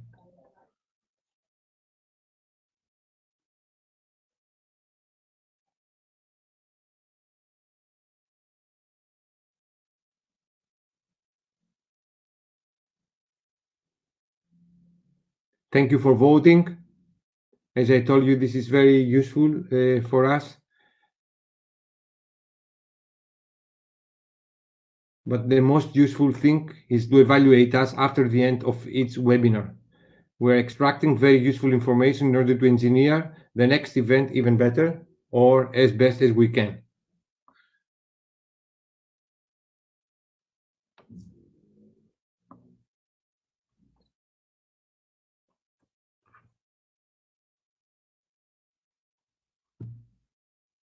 Okay, let's move to the other one.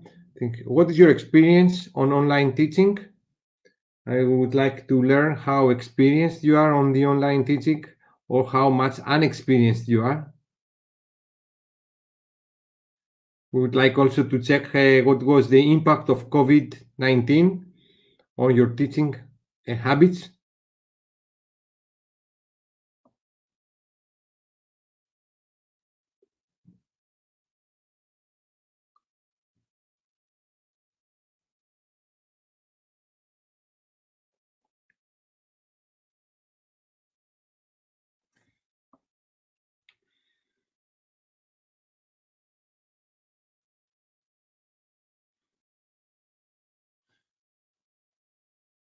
Let's wait another 15 seconds on this question. Please vote.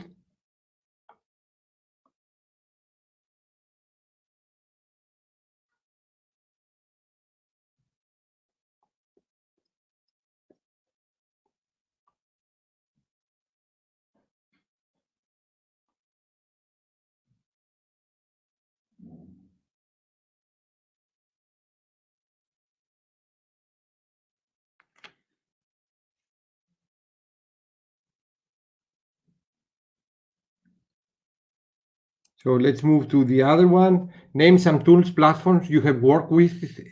We mean along your online teaching, what kind of technology you have used. You can say Moodle, you can say Zoom, you can say Skype, WebEx, Teams.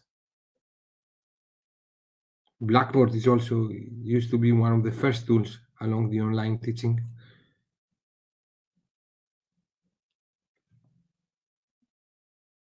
Google Classroom.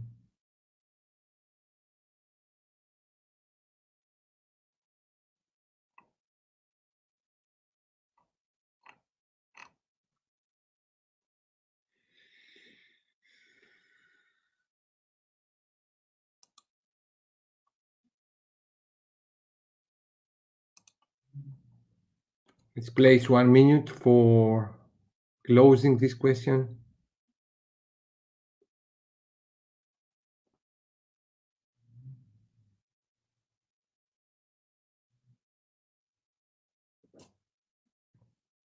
Thank you for voting, all of you.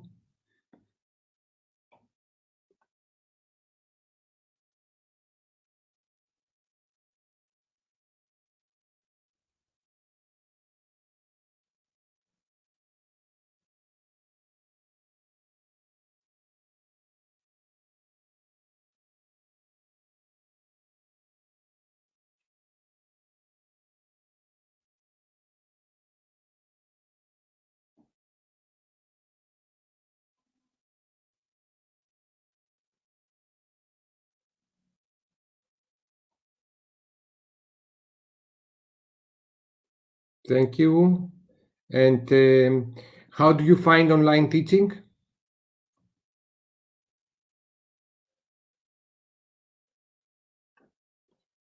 I think this is one question before the end.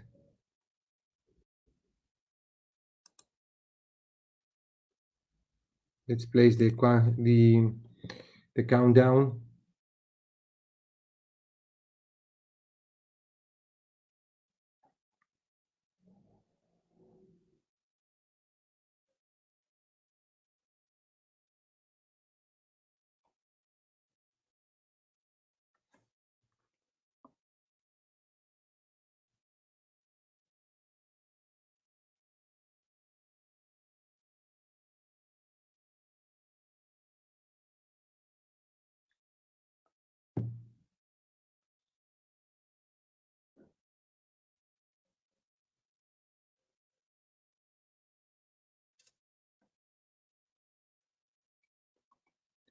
Very well.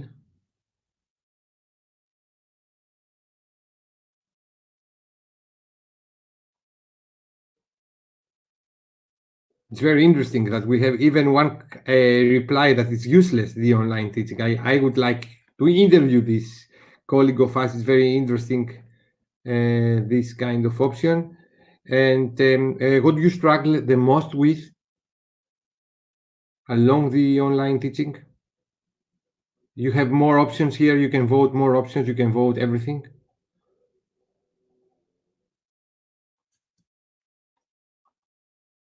Let's place again the.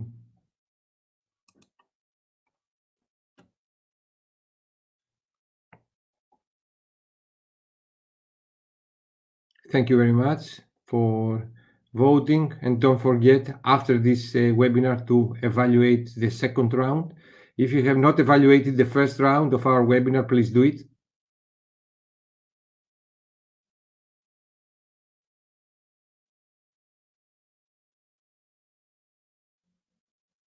You do not evaluate. You are not asked to evaluate our speakers. All of them, they are experts, excellent according to our selection criteria. You're evaluating the organization and the way that we deliver this webinar. This is very useful for us to leverage the expertise of our speakers with an optimum way.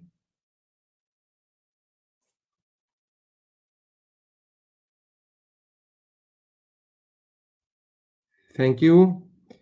And this is the last one. Did you participate in the 27th of April webinar? I will appreciate, to vote on this question the most as possible. So I will press the 1 minute countdown before we will continue with our next two talks along this webinar. And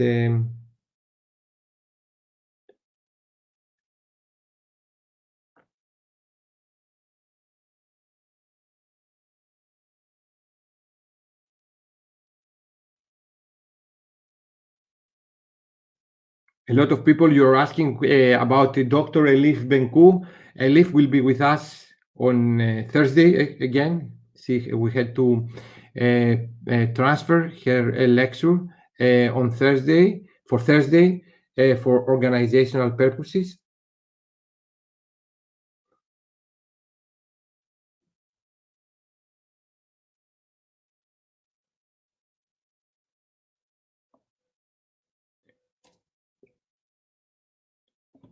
So thank you for voting. Everything will be shared with you. So I stop sharing.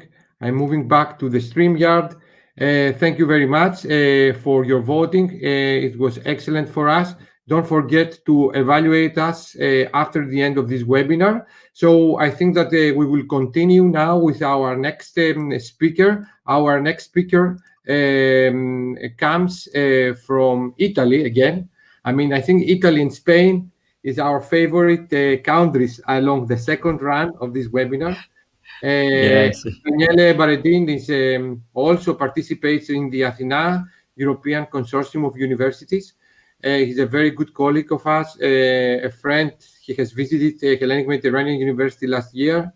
He has an experience as a colleague regarding online teaching. So a lot of questions that very successfully, Alessandro, I have to say that he addressed a lot of the questions that has made to him. The rest of the questions, I think that Daniele will deal. So Daniele, the floor is yours. Please share your screen.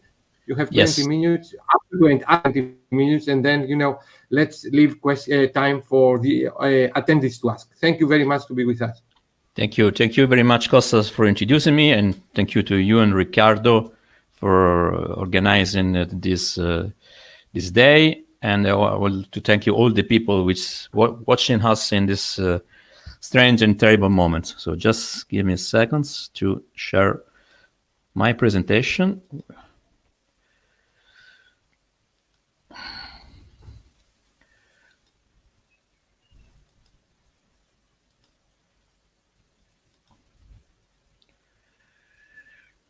Okay.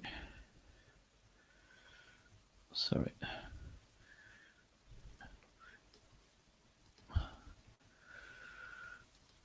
Okay. I hope it's fine. So, as Costa say, I work from Unicusano, which is a university in Rome. And okay, I give this title learning online model when also I started to think about which kind of support I can give to this online conference. So very brief, this is me and University Niccolò Cusano in Rome. I work in the department on electronic engineering. I'm a computational physics and my field of research is nanotechnology. So as Costa say, I am now an assistant professor in online university. But of course, before of this, I have experience in traditional university as face-to-face, if we want to say. So I can compare the two situations. And also, I would say that in Unicusano, we started as a pure online university. But then in the last year, we have also a campus in Rome, and we have face-to-face lessons, so traditional teaching. In this here we have both of this methodology together. So of course, when all the situation started, somehow we already have all the tools and all the instruments in our platform, which normally we use together with traditional. So we always use the two methodology together.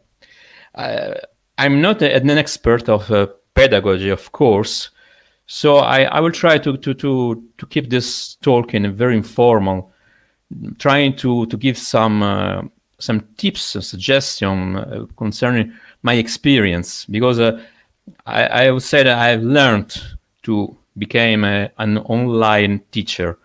Of course, we had some courses at the beginning, but also that experience is important in this field. So I hope that what I have learned could be useful for some of you. Of course, here we have all the group involved. So I just want to start from some interesting data. And this is an interesting study a few years ago from Columbia University concerning online teaching compared to, let's say, regular or face-to-face or traditional. So according to this study, the students, if you compare frontal and online, they used to have lower performance. There were higher failure rates for online, and teachers also have the tendency to perform worse in online course. And it was I'm more unlikely to get a final degree. And of course, there were a lot of problems also in the evaluation. So this, and also I will show something about this, the studies of Columbia. This tells us the first thing. Online teaching is difficult and it's different.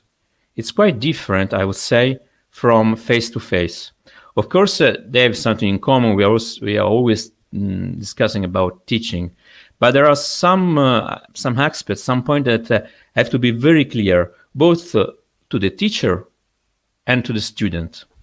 In fact, for example, at first, when they were interviewed, students, they used to say that they can easily manage online lessons because they can manage their time, because everything's there. Of course, especially if we are talking of asynchronous lessons.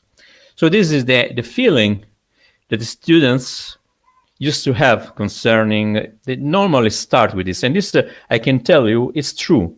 I've experienced with a lot of my students.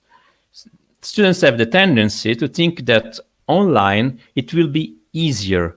Not because of the lessons are easier or there is some tricks or whatever. Just because they can better organize their time schedule. But this is not really true. It is something that when you teach online, you have to make it clear to the students. To follow online courses, the student needs some non-academic skills. And one of these is to manage time. Not to think that they have all the time of the world. But I think that they've organized else as they are in a face-to-face course with lessons every day. So even if they're following with asynchronous lessons, they have to keep in mind this important point. Organization of online courses for students is difficult. This I want to underline. I've experienced a lot of students. They thought, okay, we can do it, even if I work in the morning, for example, because they could be, for example, useful for students working. This I'm talking in normal situation, not now with this pandemic. And they thought like that. And then when the exam came, they were not ready for the final exam. Another point of view is, of course, in their teacher structure, they need to be confident with this kind of technology. And I'm not thinking about the tools that we mention now with this Teams or whatever. It's just there are a lot of instruments and tools that can be used in online teaching, and this is important. It's important, and I will talk more later about this, to, as I wrote here, engage students in a virtual space. This virtual becomes very important. And students need to have the appropriate support, and they have to learn how to manage autonomy and this time management. So another point, and this is from the point of view of the teachers, is empathy. Okay, I guess every teacher, I would say every good teacher experiences is on life the empathy with the students. If you are a good teacher in a classroom, normally you feel if the students are following you or if they're just lost somewhere between Mars and Jupiter. You can see from the face, you can get this, I got it, what you're talking about. I can understand you. Keep on with this. Or no, they're completely lost in this face. You can see that absolutely nothing. They're not understanding what they are talking about. Okay, this in somehow you have to forget, because even if you are doing online with synchronous, okay, normally you will have 10, 20, 40 small screen, and it will be very difficult to get also facial expression and also to get an immediate feedback from the student. And of course, if we are thinking about asynchronous lectures, of course, you cannot get this. So you have to provide some tools, some environments to get this feedback. It's really important. Otherwise, you are keeping on with the course for weeks, and you're approaching the exams, and the students are not following you. Very connected to this is what is important. You have to be very clear when you present your course, when you put some instruction of your course, presentation, introduction, when you put all your tools, your book, slides. You have to be very careful to give the right messages. What is really important in your lesson, your course? What you think is fundamental for the students? What is something that they cannot avoid to know, what they have to practice more? Because normally, if you're in the class, you can immediately give them the feeling what is important. With your voice, you can specify. There are thousands of ways. They trust you, but then in this way, they need some extra insights in order to have your feedback as a teacher. This is very important. Just to not get students lost in somewhere during the course. This is interesting. Also, this came from an interview from this Columbia study. Is availability. Of course, even if you're always there, if you answer in 1 hour, 1 day, 2 days, and you're up there, you're there on. Sometimes the students can feel that they are somehow alone, because they are not in the class with you. Someone said today, you can meet a student at the cafe at your university. You can talk with him. So if you are in a face-to-face in a traditional university, online you do not have this. So this is important to provide some tools, some constant feedback, and some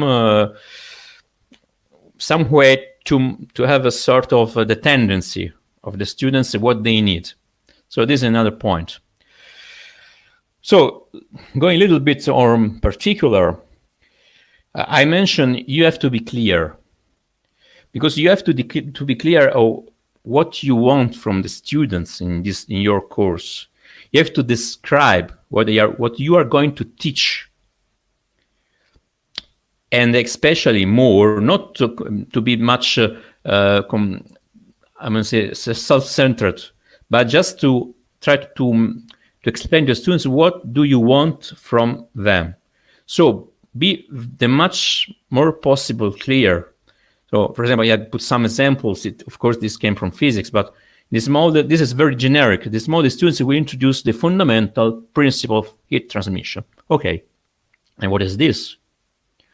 So they will be able to understand and illustrate the fundamental physics. They will be able to apply this principle for this,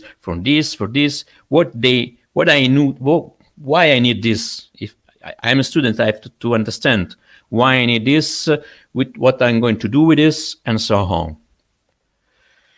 And also description, the so-called descriptor, sometimes cannot be measured. So you have to be very, very clear. Also, I put some example. So not importance of the question of the motion, which is the importance, sorry. You have to specify, you have to give them the perfect,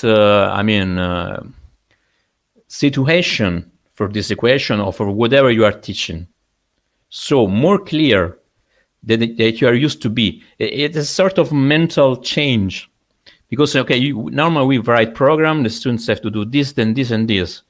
But if you do not have a everyday discussion and presence with the student, you have to be a little bit ahead with your mind and think what kind of question, what kind of problem they will experience. So everything should be clear. Another point is, of course, and I will mention a little bit, is evaluation. So, of course, you have some outcomes, you have some objectives that the students have to reach. But concerning what you need, what you think these are objectives, you have to be very precise. You have to choose the right evaluation tool. And about this, I want to be very clear. Also, according to my experience, only a final exam is not enough. You have to put some measurements, some activities during your course, and I will mention now, in order to understand the level, in order to get some information, accurate and specific every day, every week about the level of your students. Because with online teaching, only a final exam is not enough. And I would say, especially now that we are forced to have oral exam at home. Because also in our case, for Unicusano, we have, of course, online teaching, but before of this pandemic, we used to have exams in face-to-face at the university. So now we have moved. But apart from this situation, which increase this, I would say, danger not to get the real evaluation from the students, also in a normal situation with online teaching, you have to provide some evaluation tool during the path of the students in your teaching. So, of course, first of all, now try to get more specific. Of course, you have some usual tools. So you have lessons book, tutorial, laboratory, as we said. And worker group, I will focus on this a little bit more. And be careful of be focused on learning activity of the students. And to put all the activity in the activity that could help the students according to the descriptor and the goals and the objective that you mention in your exam. And one of the problems sometimes which I'm trying to avoid today is a poor use of visual effect. As you see, it's that by PowerPoint. I get everyone has experience in a normal conference. It could be a speaker, which maybe is talking about a very interesting argument. But maybe it's presented with these slides which are basically full of speaking and the question, things like that, without a visual effect. And this is the death of the audience, of course. And you have to think about this when you are teaching online. You have to attract the attention because, as I mentioned, teaching and learning online it's also demanding. I am experienced this that it's more tiring for the students to be concentrate, also for the teacher. So you have to be careful in a way to attract the students. So I will mention how is basically is working our teaching activity in Unicusano, and that is quite general in Italy about this structure. Here I wrote provided. I could not find a better word in English because in Italy we have another word which there is not the same word in English. But I hope that I will explain clear in a couple of minutes. So you have provided teaching, you have interactive teaching, you have, of course, independent study, and then at the end you have all of this, which is the workload for the students. Workload that, of course, is not supposed to be overload, which is another big problem of online teaching, something that you have to be very careful. So I mentioned this is the e-learning approach in Italy. So we have this classification, I would say, provided activity and interactive activity. Always being careful that the workload, say the homework, are not too much, that they're not pushing down the student. So let's explain better what are these provided activity and interactive. Okay, the provided teaching is something which is the most familiar to everyone because it's first of all it's lessons. When we are talking about online teaching, so this provided teaching is both asynchronous lessons.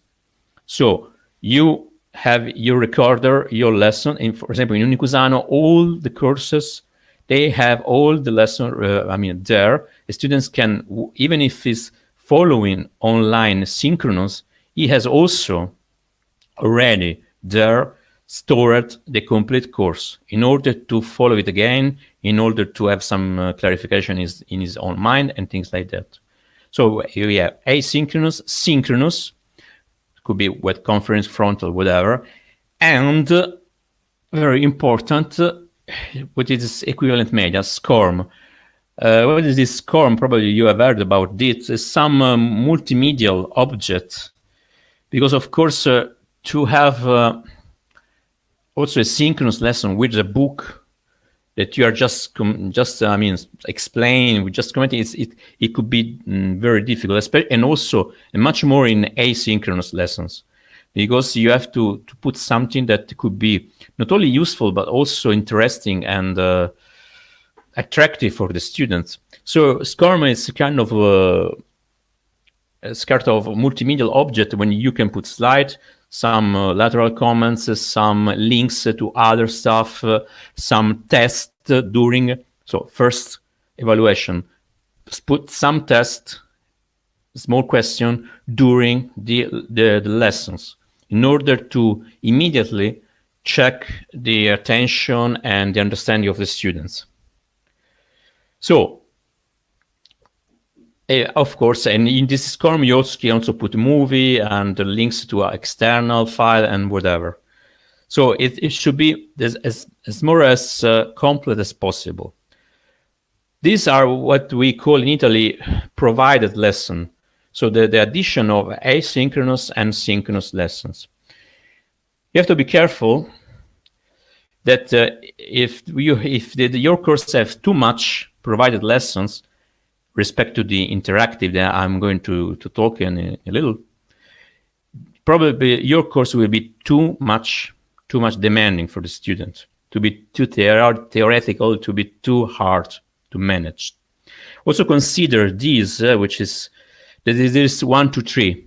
So if you have half an hour of lesson, let's say for example, half an hour asynchronous lesson, then you have to think that the students, for the student, it will be 1 hour and a half to get it, because you have to listen one and then you have to repeat to understand. And normally there is this estimation is 1:3. So it's important to consider this in order to have the right number of material and credits and whatever. So this provided teaching is the most traditional. Then you have fundamental for the online is the interactive learning. It's something that you have to include to increase the interaction with the students, which will help you to evaluate them. So of course you will have forum when they talk with you and with other students. They can listen to your suggestion. You can give other exercise. You can discuss, of course, about synchronous discussion, whatever. Number 3, fundamental, what we call etivity. Etivity just means electronic activity. So in my course, in both I have 2 courses, one of general physics and one of solid state electronic. I have this etivity. So it's something that students can ask of. I give in my platform. Is something that the students has to do at home alone. It could be a project, for example, for master students, for students who are in the 2 years of the master. I don't know, starting from some theory, trying to develop something or something more specific, for example, to develop an algorithm in order to have a simulation. I'm a computational physicist, or things like that. It's a small project they have to do using what they have learned in your course. In Italy, these are compulsory for online courses. You cannot have only final evaluation. Of course, the student he can decide. So they are compulsory for the teacher. They are not compulsory for the student. He can decide to skip them, but of course, this will not help him for a final evaluation. But they are compulsory for the teacher. So we have to provide appropriate activity for the student to do it during the course. And also, they can be divided in different parts. For example, if you're normally our courses are divided in different modules, so you can have activity for first module, more specific for the second, and so on, and maybe a final project, and then final evaluation. So this number 3, I will stress, it's very important. I suggest you to have it in the online course. Then we have also self-assessment test. This I have in my platform a lot of tests with a lot of multiple choice questions. After they finish to study one module, the students can go through this and check if it's okay, if you understood what was in the lesson, if you got all the message, and it could be and it's something that is just for the student. It's not something that I'm going to check, because it's a test that at the end they have final answer. They can understand where they were wrong or right, and so on. Also, they can be possible to test during the course. And finally, number 6, also very important, that I put in red, virtual classes. It's important, and I would say now it's fundamental in this period of pandemic to create in your platform a virtual class for the students. What does it mean? It's just a place where the students can go. It's also not important that the teacher is there, But it's just a real class where after the lesson, the students can talk with each other, just can compare the experience, what they did understand, what they did not understand, and if there are the doubts, they can discuss it, because it's important, the interaction between the students. The teacher can be sort of moderator. You can, for example, I have some virtual class, the students write then their message. It's both forum and also normal message. I'm just a sort of moderator. If there are some special question, I can write something. But normally, these virtual classes are a space for the student. As I would say, after as the class after the break, something like that. And also, in my experience, this is important for the students. And I would say now, as I said, very important now in this period, because I think it could be also a psychological support in this period of pandemic, that they do not feel to be alone. I hope this is very important.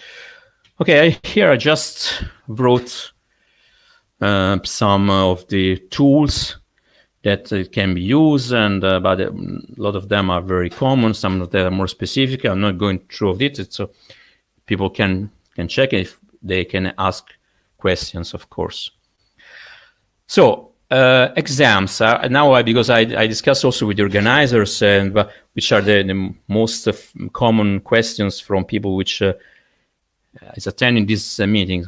I will just talk about my experience. I don't want to say that these are sort of general truth. This is what we are trying to experience at engineering in our Unicusano. So these are suggestions that we give to the teachers after discussing between us, among us.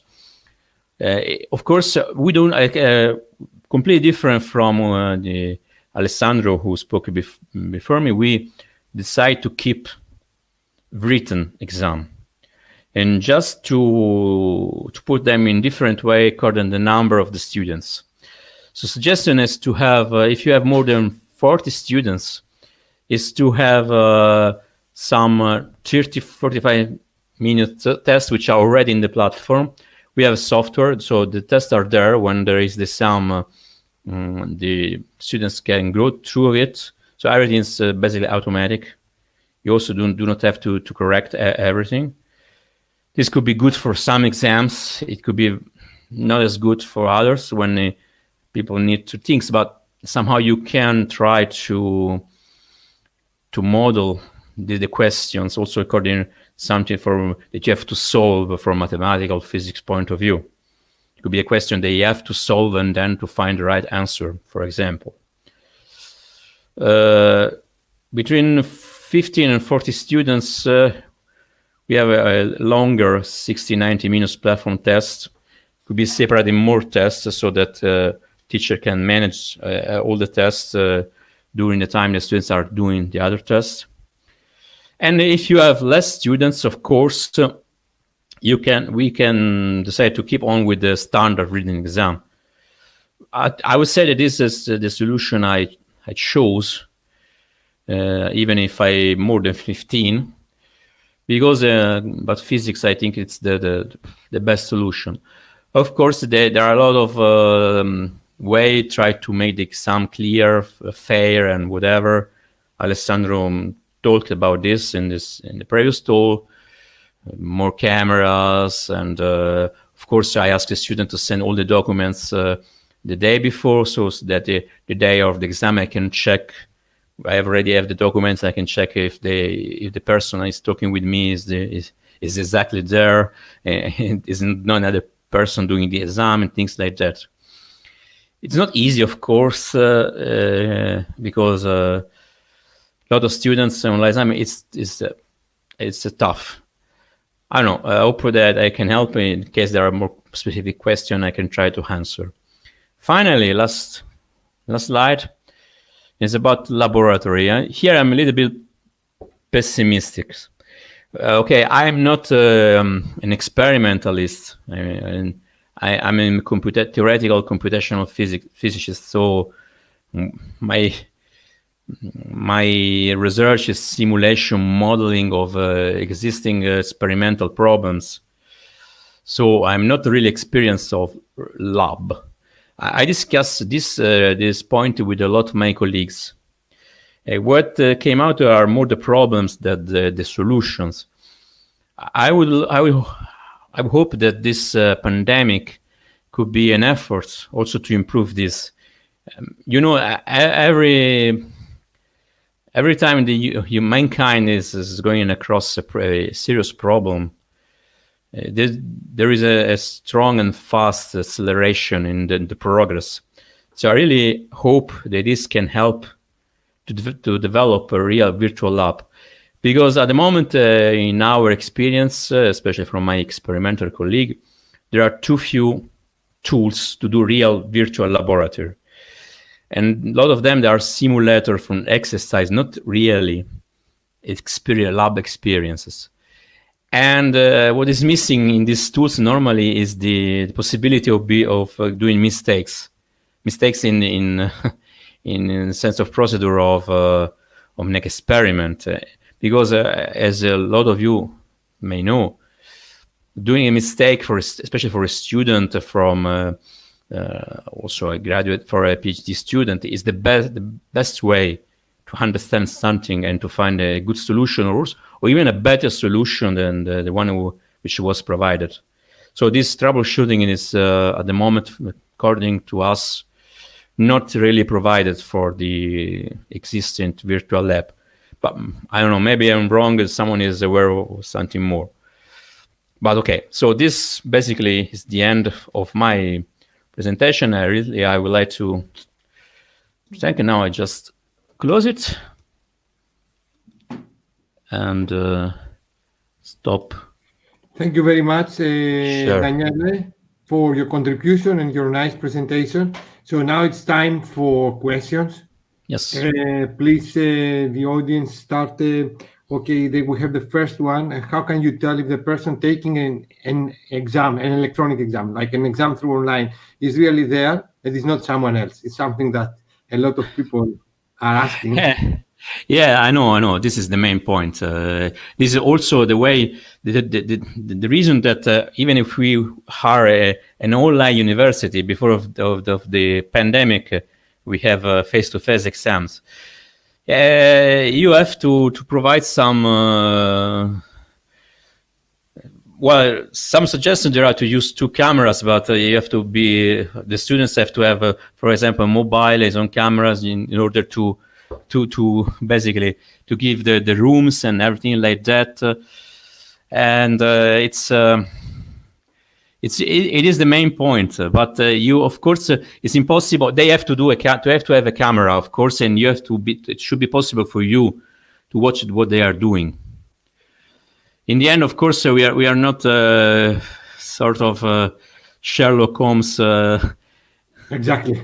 So, I think that sometimes we should follow the US model, that if you try to cheat, this is something that blames for the rest of your life. That's true. That's true. We should follow some good policies from the other side of the Atlantic. Yeah. I also say to the students, my dears, if you try to cheat, it's worse for you. What you are going to learn from this? When you will be an engineer, you don't know how to solve a problem. Which is going to come to help you? There is another question here. Yeah. How do you assess the workload of the students while teaching online? Do you use the same quality assurance measures as using traditional teaching and learning? Yes, basically, as I mentioned, it's basically the same, but you have to be careful of all the different aspects that you put, because it's not only lessons. So it's not only the workload of the lessons, but you have to, for example, in our case, activity which I mentioned, they have a weight of this workload. So we have some parameters. There is a lot of literature about this, in how to put the number of lessons, the number of activity, and things like that. Thank you, Daniele. And the last one, I think, for the time being, until the next question will appear. Will you choose online teaching and use face-to-face for coaching tasks? What is your approach?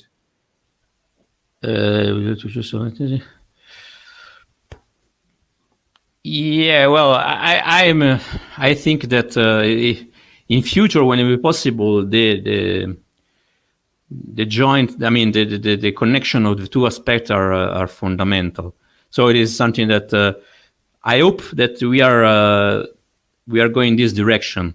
So I think that online teaching can really support teaching, because we have a lot of tools. I'm sure that in this period there will be an improvement of all the tools, as I mentioned, for the labs. And then last one, in the online examination of a large class, is it like you are assessing one student at a time? Is it not going to be too long? Yeah, well, if you do oral, that's true. If you are doing a written exam, of course, they can do at the same time. And of course, it will take your time to check all the students. What if they finish? They have to send to you, and you have to check that everyone is finished. Then they send. You have to provide that you have the final exam. It takes, unfortunately, it takes a lot of time. Maybe with better tools, but it takes a lot of time. There is no very practical solution for this, I'm afraid. First time I did I did the online exams. I started in the morning and I finished in the night. And I promise that this is the last one. Can you suggest problem. Can you suggest online questionnaire tools for free? Oh, yeah. Well, I would like also to inform the attendees that the rest of the questions, they will be asked by our speakers after the end of the webinar. So we are collecting all the questions. We are going to send them, and we're going to have a QA session, offline QA session through our website. So Daniel, the floor is yours.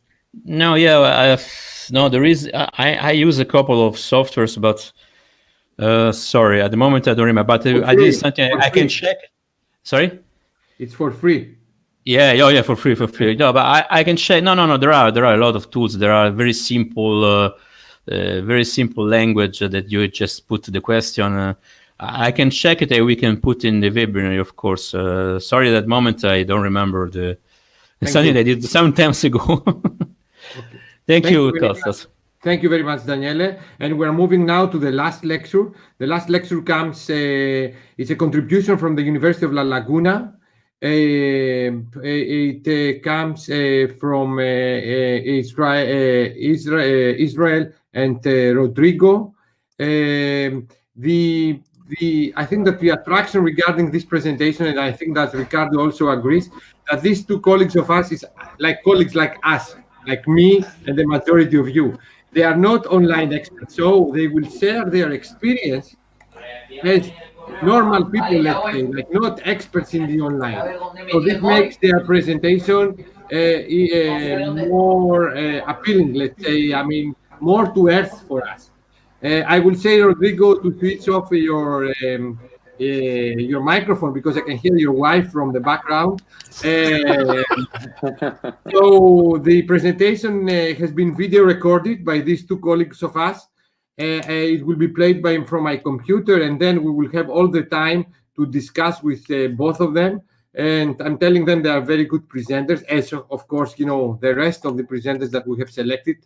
This is one of the criteria that we had. So, I mean, I don't know if the two gentlemen from the Canary Islands, they would like to say something before I play the video. Now, Rodrigo, you can unmute yourself. All right. So let me share my screen and play the music. Hope that I will manage it.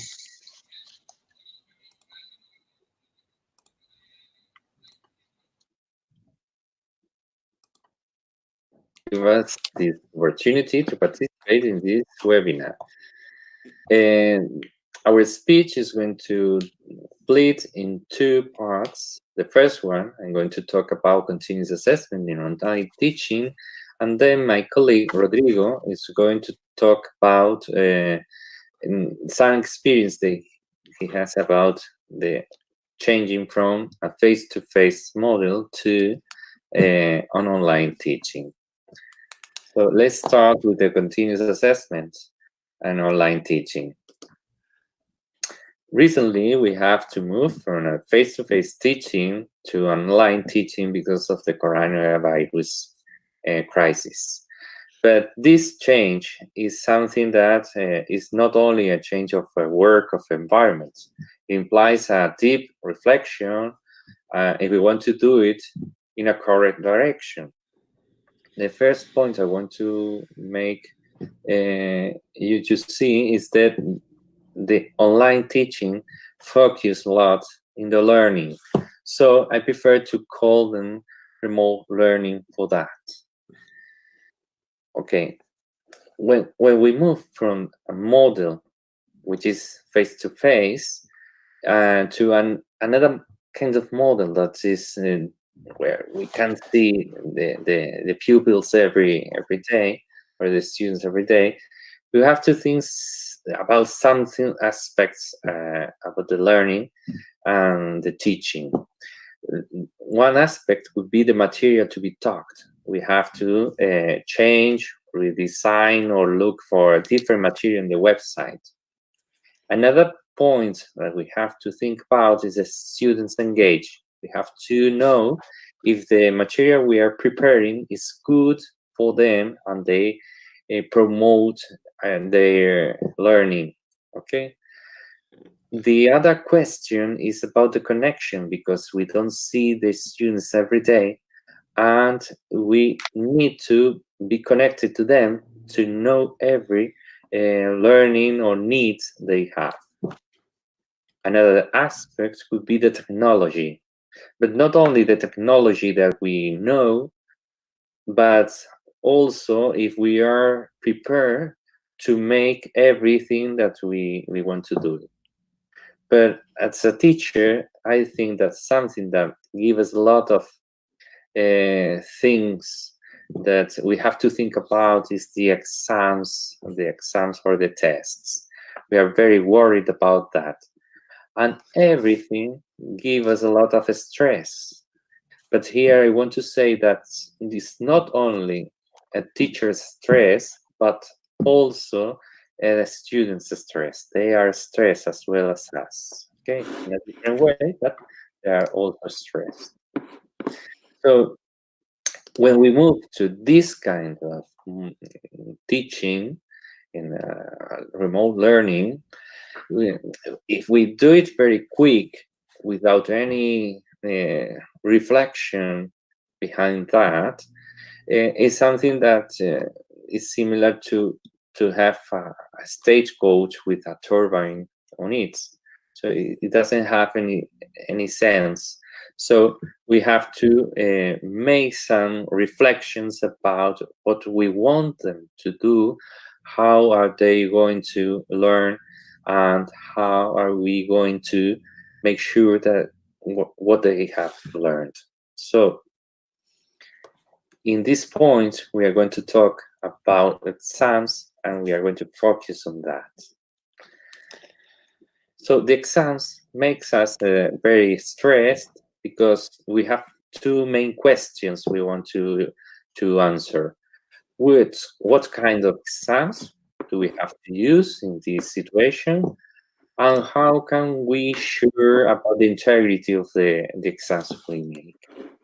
So for that two questions, or those two questions, I think we have to suggest that there is a kind of assessment that is good and can solve both questions, which is the continuous assessment. But what do we mean about continuous assessment? Of course, there is not a continually evaluating the student, but it's to think about how can we make several kinds of assessments in different moments and with different objects to assess, in the way that will make your students show their proficiency or competence and how they improve their learning in the subjects. So it's something that we have to think about.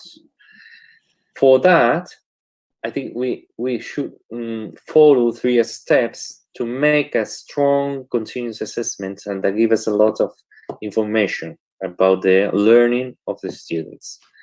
First of all, we have to think about the essential requirements with our subjects and the intended learning outcomes. What we mean by essential assessment and requirements are the old outcomes, skills, knowledge, or attitudes all students must demonstrate without using accommodations. And the intended learning outcomes are all the outcomes that the student should be able to know, do, and value by the end of the course. When we have defined these things, the essentials, the requirements, and the intended learning outcomes, then you have to move to select one kind of exam that can give us a lot of information and is very, we can do it in this situation because we are unable to assemble in person. So we suggest the take-home exams as a way to do this kind of exams. This is the second step, and the third step is to think about the cognitive demand that we want them to do along the exams, because it's not the same if we want them to remember something or if we want them to understand, apply, analyze, evaluate, or create. Here, all these verbs come from the Bloom's taxonomy and give us a model of exam. When we think about this verb, we can adapt what is the question we are going to introduce in the task. Here we have an example. For example, if I want to make a remember take-home exam, well, an example could be to recall laws associated to probability. Here, the simple assessment would be a multi-choice question. But if we want them, we have to prepare with the instructional strategy oriented to that kind of assessment. Okay.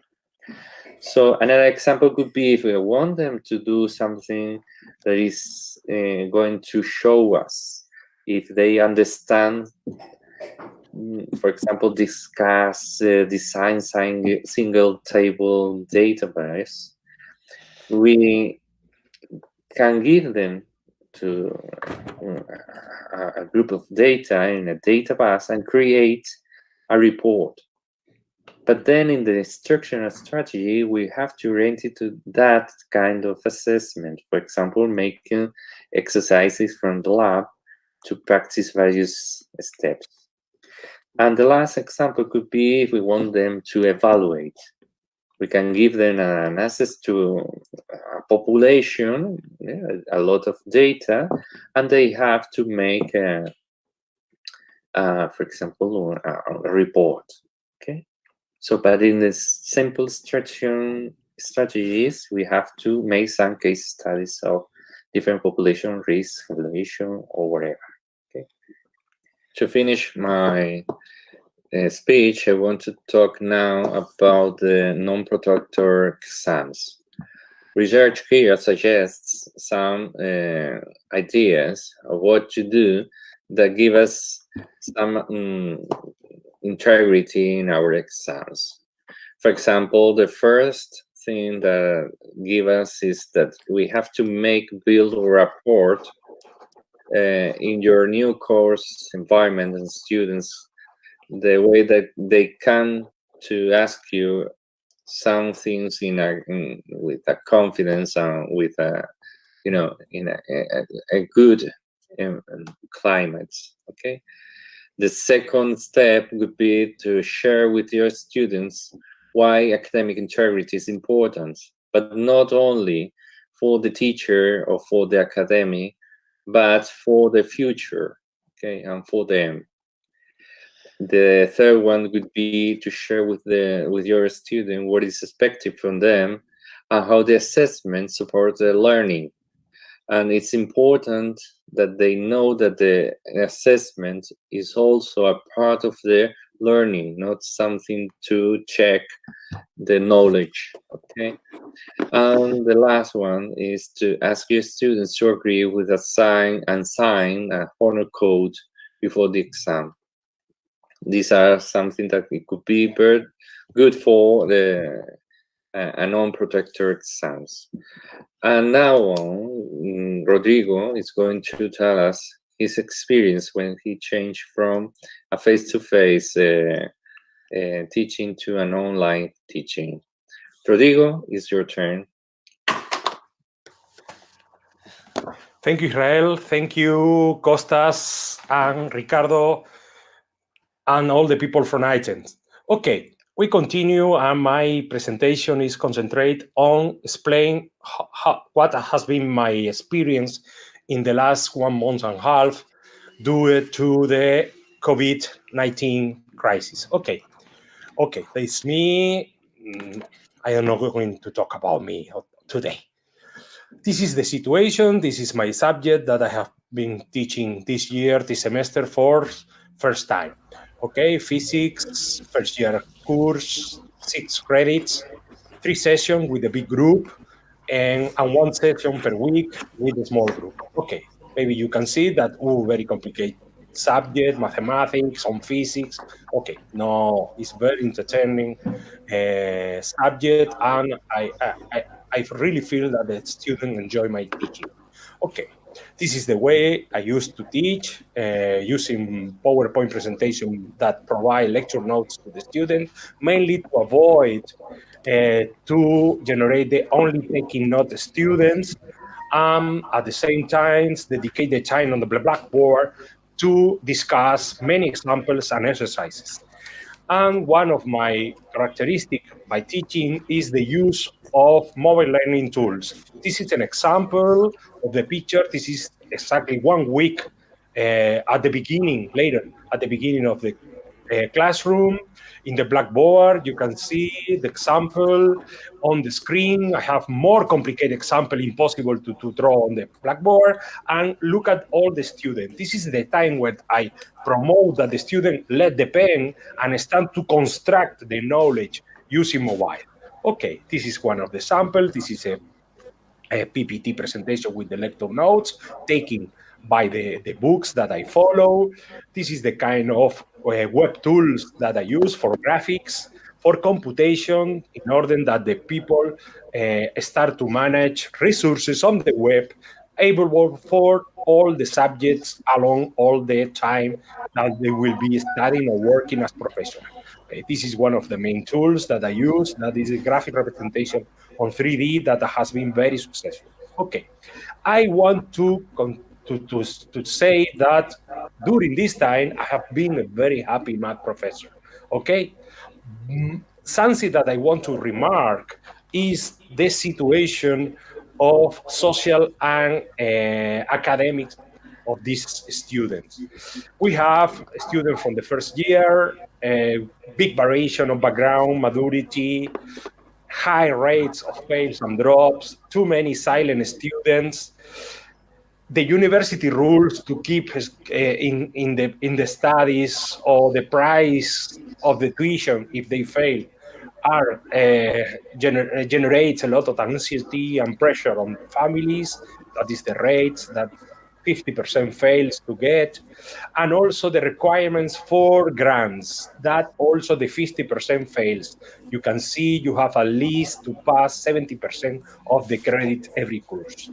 This is the social academic situation that for me is relevant and I always take into account. Okay, when we start with this crisis, I advanced on February a short talk to my student that generated a big surprise, talking about the COVID-19 in order to start to prepare ourselves what was going on.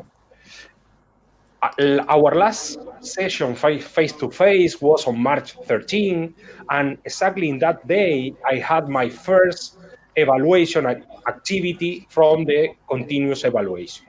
Okay, on March 15, in the moment that everybody was announced that we don't back home, classroom, I posted the first video where I explained the situation, and I also give the outlines how I was going to work along all this time. I based my talk about the duality of the crisis word in Chinese that combine towards danger and opportunity. And I'll try to focus on the opportunity to develop new competence, to work in a different way, to work on self-improvement, words that I will use along my talk. Okay, on April the 1st, after first 2 weeks, and confirmed that we were going to be in this lockdown situation, I posted a second video explaining all the dimension of the crisis, preparing a SWOT on the all the status for everyone, and organization of the assessment for the rest of the course. I also launched a satisfaction survey, and I got 60% right response that the people feel comfortable, and also that was very important, 90% declared that my subject was the best organized in all the courses. Okay, how did I did it? All my teaching is asynchronous in order to avoid the conflict with connectivity, living conditions that many students has report to me by private communication. I publish 3 video sessions every week, Monday, Wednesday, and Friday, less than 30 minutes long, and with the interest to cover all the subject, all the contain the syllabus of the subject. This is the kind of video that I publish using all the resources that we have been training in the previous time, and also provide 15-minute video on problem solving. This is the kind when I solve by hand, I record all the solving, explaining all the details, and I select the problems from the usual list of proposed problems. I open tutorial hours every 3 times per week, Monday, Wednesday, and Friday, with every day that I publish a session. But I have to recognize that on chat or video calls, the people don't use it too much, and they recognize that in general they are sleeping when I open this. I have to use the regular class schedule. Like I don't be able to move to another time. So mainly communication is done by email. This is the kind of response that I have received from my students, answering problems, proposing new solutions, on showing that their solution agree with the assessment and the record, the figures that I have assigned. Okay. The assessment is one of the critical points that for a student and for staff, faculty are worried about. I have kept the same organization for final records, 1 test per month and final exams. I have tried to reduce the change of the playground, and some people feel that now everything is going to be probably more difficult because essentially it's different. I have proposed a lot of questionnaire on Moodle platform, multi-choice, short answer, true and false, not too long, no long answer, no scanner, only for good training for a student and myself in order to adjust the technology, motivation, and try to avoid the drops. But I recognize that at the beginning generate bit stressing to the students. And I identify light decreasing on the number of participants at the same time that another subjects start to propose activities and the people start more engaged and more overwhelmed. After 2 weeks, with five small questionnaire, I decide to reduce the number of questionnaire in order to provide to post each 3 or 5 sessions, every week or 2 weeks. Okay, all focus on self-assessment. I don't want that the people don't get panic, and provide several rounds for training. I got the average of participation very interesting, and when I did the second test, that is a computable for the final records. The last week, I got 71 participants, and this has been the structure of that test. Okay, these are my conclusions, closing to finish. I recognize that a synchronous system has been the highly accepted by the student, and I feel that the subject is feasible to pass for the student. The communication is very, very important, and we have to provide new chance, because the easy way is dropping for the student. Okay. I have to recognize that the new situation forced me to modify my learning goals. And this is very important. I have discussed this with Israel. Here is my resume. Now my learning goals are concentrate on efficiently manage our lecture notes, textbook, online resources, use efficiently the dynamic tool for problem solving, tedious computations, and increase the global vision of the subject. Try to provide examples and pose problems where all chapters are connected. The focus is to promote the self-improvement of the student. This is one of the topics that I know that is very controversial. What about cheating? Look at this number. The 70% of our economy in Spain, but similar numbers in the European Union, is shadow and is living with us. We have no proven experience without final face-to-face exams, and I recognize that only personal video interview is 100% secure. So I am not going to change what we have at this time and try to solve this like the big problem of online teaching. How can I try to defeat or reduce the impact? Continuous message on ethical behavior between students, and the numerous questionnaire that I post try to detect the black sheeps in the group and try that by themselves try to block out.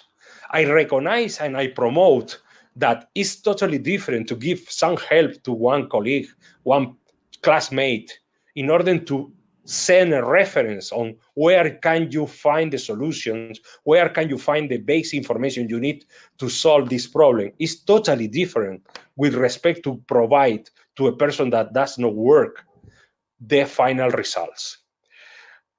I try to promote between them that the cheaters never wins unless we support them, in the same way that this the shadow economy is living between us.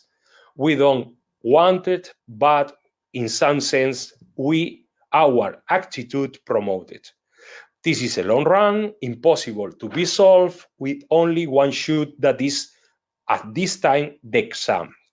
This is my deep reflection on this. My worries is about another students, not the cheaters. My worries is about the low performance, that they are very close and driving to draw out. I'm feeling that the university has not responded to their needs. They feel abandoned by the university. This is my main worry. Okay, we are close to the end.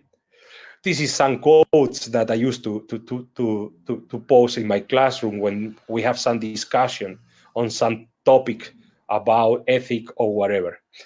I have to say that new times and new ideas are surrounding. So at the beginning, we may start with the unused one, and there are a lot of theory. This webinar is an example where we can find a lot of possibilities to develop a very, very good work on teaching. The main problem is in the faculty. The first conflict is with ourselves, as professors, as workers, as persons. we can go forward if we only drive in the unique direction to repeat the face-to-face model and try to convert the internet connection on the usual classroom. Okay, thank you for your attention. This is the end.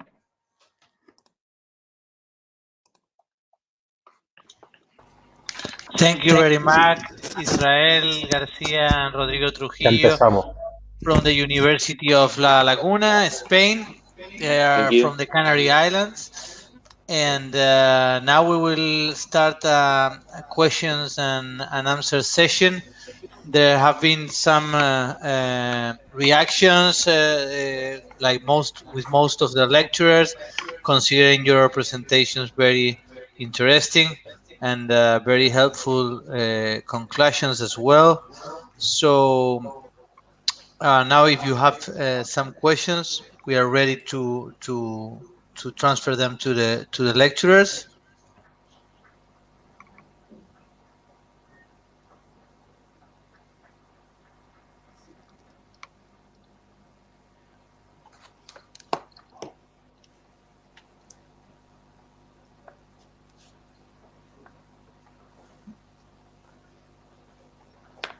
At the moment, it's only, congratulations. I don't know. I think that We pay for her. Yeah, I know. I was ready to pay. 20 euros, very, very cheap. Thank you. In any Monse case. Gallardo Mancebo is saying thanks for your interventions.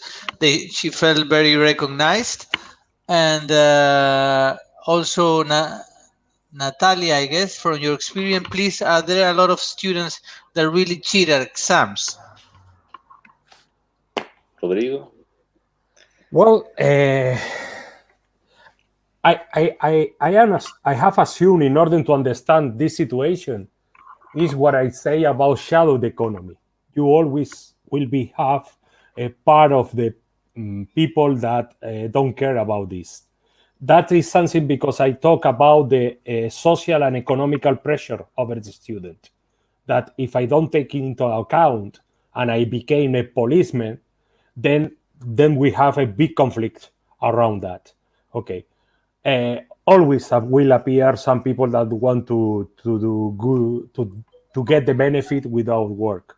That is the reason because my strategy is to provide many questionnaires in order that the people feel that here the professor is helping them to improve, and also recognize between them who is the person that they don't want to work at all and only want to get the benefits.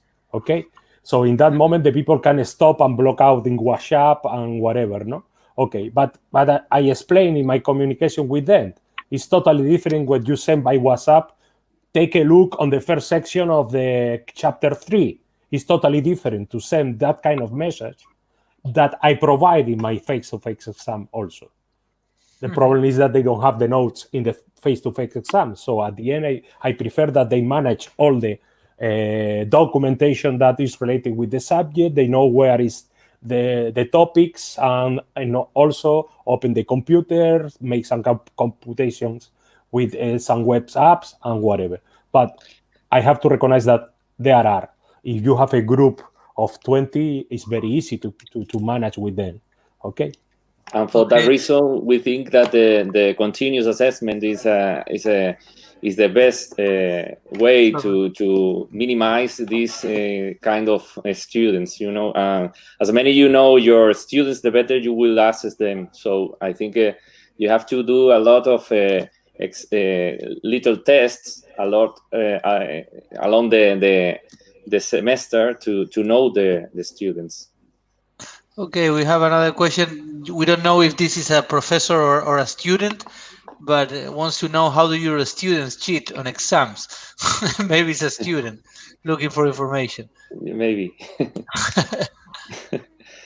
Israel, too. You have 2 kids on university. So, how do your students cheat on exam? Well, we are trying to not to cheat. We think we have to work with them and to make a confident environment for them, and to make them that leave the door open on proximity to them, and make the communication with our students is important, to make that the cheating is not good for them, not good for the learning, and it's not a problem of the academy or the teacher. It's a problem for them at the end. So we have to work in that way. Okay. Yeah. There's another question from Ioannis Siripides, saying, as far as I understand, the best approach about online exams is to apply a continuous evaluation, as you have said before. And he asks, this can help us also to identify, I guess, the black sheep. Yes, of course. I think so, because if you know your students, you know in several kinds of ways they answer in different kinds of exams or tests that you make them. So you can identify the black sheep, and you can know which one is cheating you very soon. Okay. And also between them, between the student, the same student, identify what is the person that is always asking in order to get the records and don't work. So the people start to isolate that people. Okay. So in some sense, you are introducing some ethical behavior because the people can identify, not for one shoot, in order to identify that the person that is nervous, that is anxious because he's going to lose the grant, is worried about if they cannot continue at the university, whatever. In that moment, I feel that between the student can generate some kind of pressure in order to, why don't you help me? No, but if everybody recognizes that this is the way how you can get your records and pass the subject, it's not necessary to be asking me all the time, only when there is an exams. Okay. So there's a collective response to that. Yes. The same attitude with the shadow economy. That has been a very good parallelist thinking in this webinar and so. Okay. But this is part of our skills, the soft skills that we have to develop in this environment. Okay. Good. That is a new Natalia Binder asks, have you got normative and legislative base on digital learning in your university? Are there any fixed quality standards to online courses? Well, I think we are developing all this, because we have to move, but we don't have already. Our university is a traditional face-to-face university. Okay, and it has been a really, really big experience and first experience for all of us. Okay, too fast. Yes, all the rules about the capability to take pictures, to record session, and so has been established 2 weeks ago. So the university is trying to rule. Okay, there has been recommendations. There have been list of resources. Israel and me, we have been selected to be dynamizers to help to people from another departments, areas. Israel is helping people from economy and business in order to prepare teaching, to prepare exams. I am helping people from science. So the university is moving forward. As far as I know, also many universities have made the effort on a technical way previously, I think, but not in a normative or regulative way, no? Yeah. Because normally universities have like this kind of unit of virtual education unit, but mostly focus on only technology or tools, but not as a procedure or not as process inside. No? That's it, because we have to move very, very, very soon to this way of teaching. Okay. Another question is, apart from model that my university doesn't use, do you suggest any example like Spring Quiz Maker for testing in the form of questionnaires or quizzes or multiple choices? It is being discussed a lot at my university.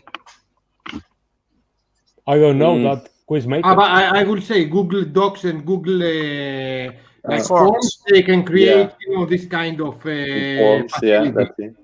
Mhm. Okay, I was at the beginning of decision of my university, taking decision on my university about the platform. And I visit many universities, and I have to say that the common idea is don't care the platform. The main point is the content. Okay, choose one. If you have to change in 1 year, or 2 years, or in 2 months, if you start to work with one, your mind is totally prepared to change.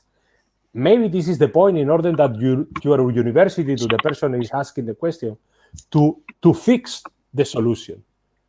Because this is going to be for many, many, many time in the next future.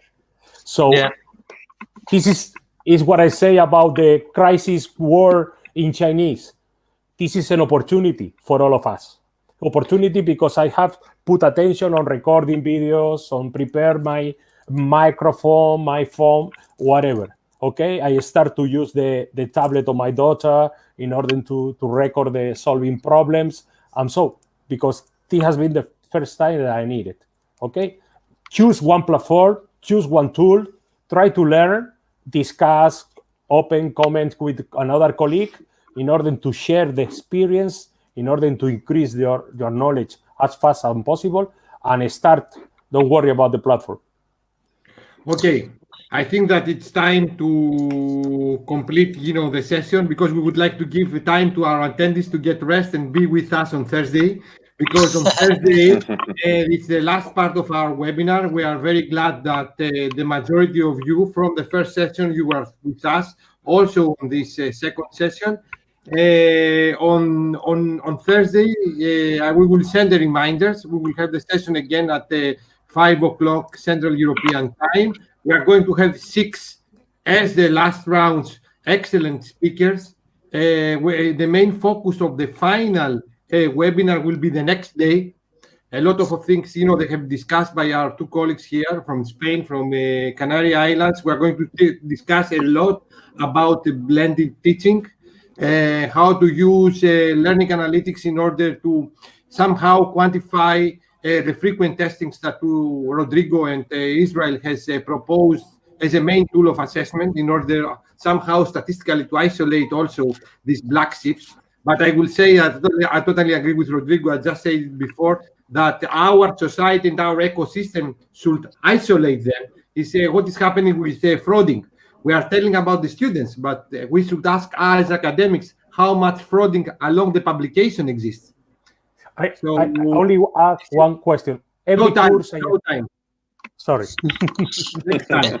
Next Thursday. Next Thursday, Rodrigo. So a lot of people asking about Elif. Elif will be with us next Thursday. So we're going to have 6 speakers next Thursday. I think that me and Ricardo would like to thank you a lot for your participation. Thank you, Rodrigo. Thank you, Israel. Thank you, Caterina. Thank you. Thank Daniele, Alessandro. Did I forget someone? I'm old. That's why. Thanks, all the speakers. Thanks, and Lauren. Thank you, Lauren. Lauren, of course, Lauren. I mean, and also all the attendees. And as we wrote you on the chatting, please do not forget to evaluate. And we hope to see you on Thursday to be with us for the next day. So thank you very much. We have placed the link of the evaluation form in the both in the YouTube and in the Facebook channel. So please remember to evaluate us. It would be great to improve our next webinars. So thank you, everyone, for being here today, and see you very soon next Thursday. Buenas noches. Bye. Bye. Thank you.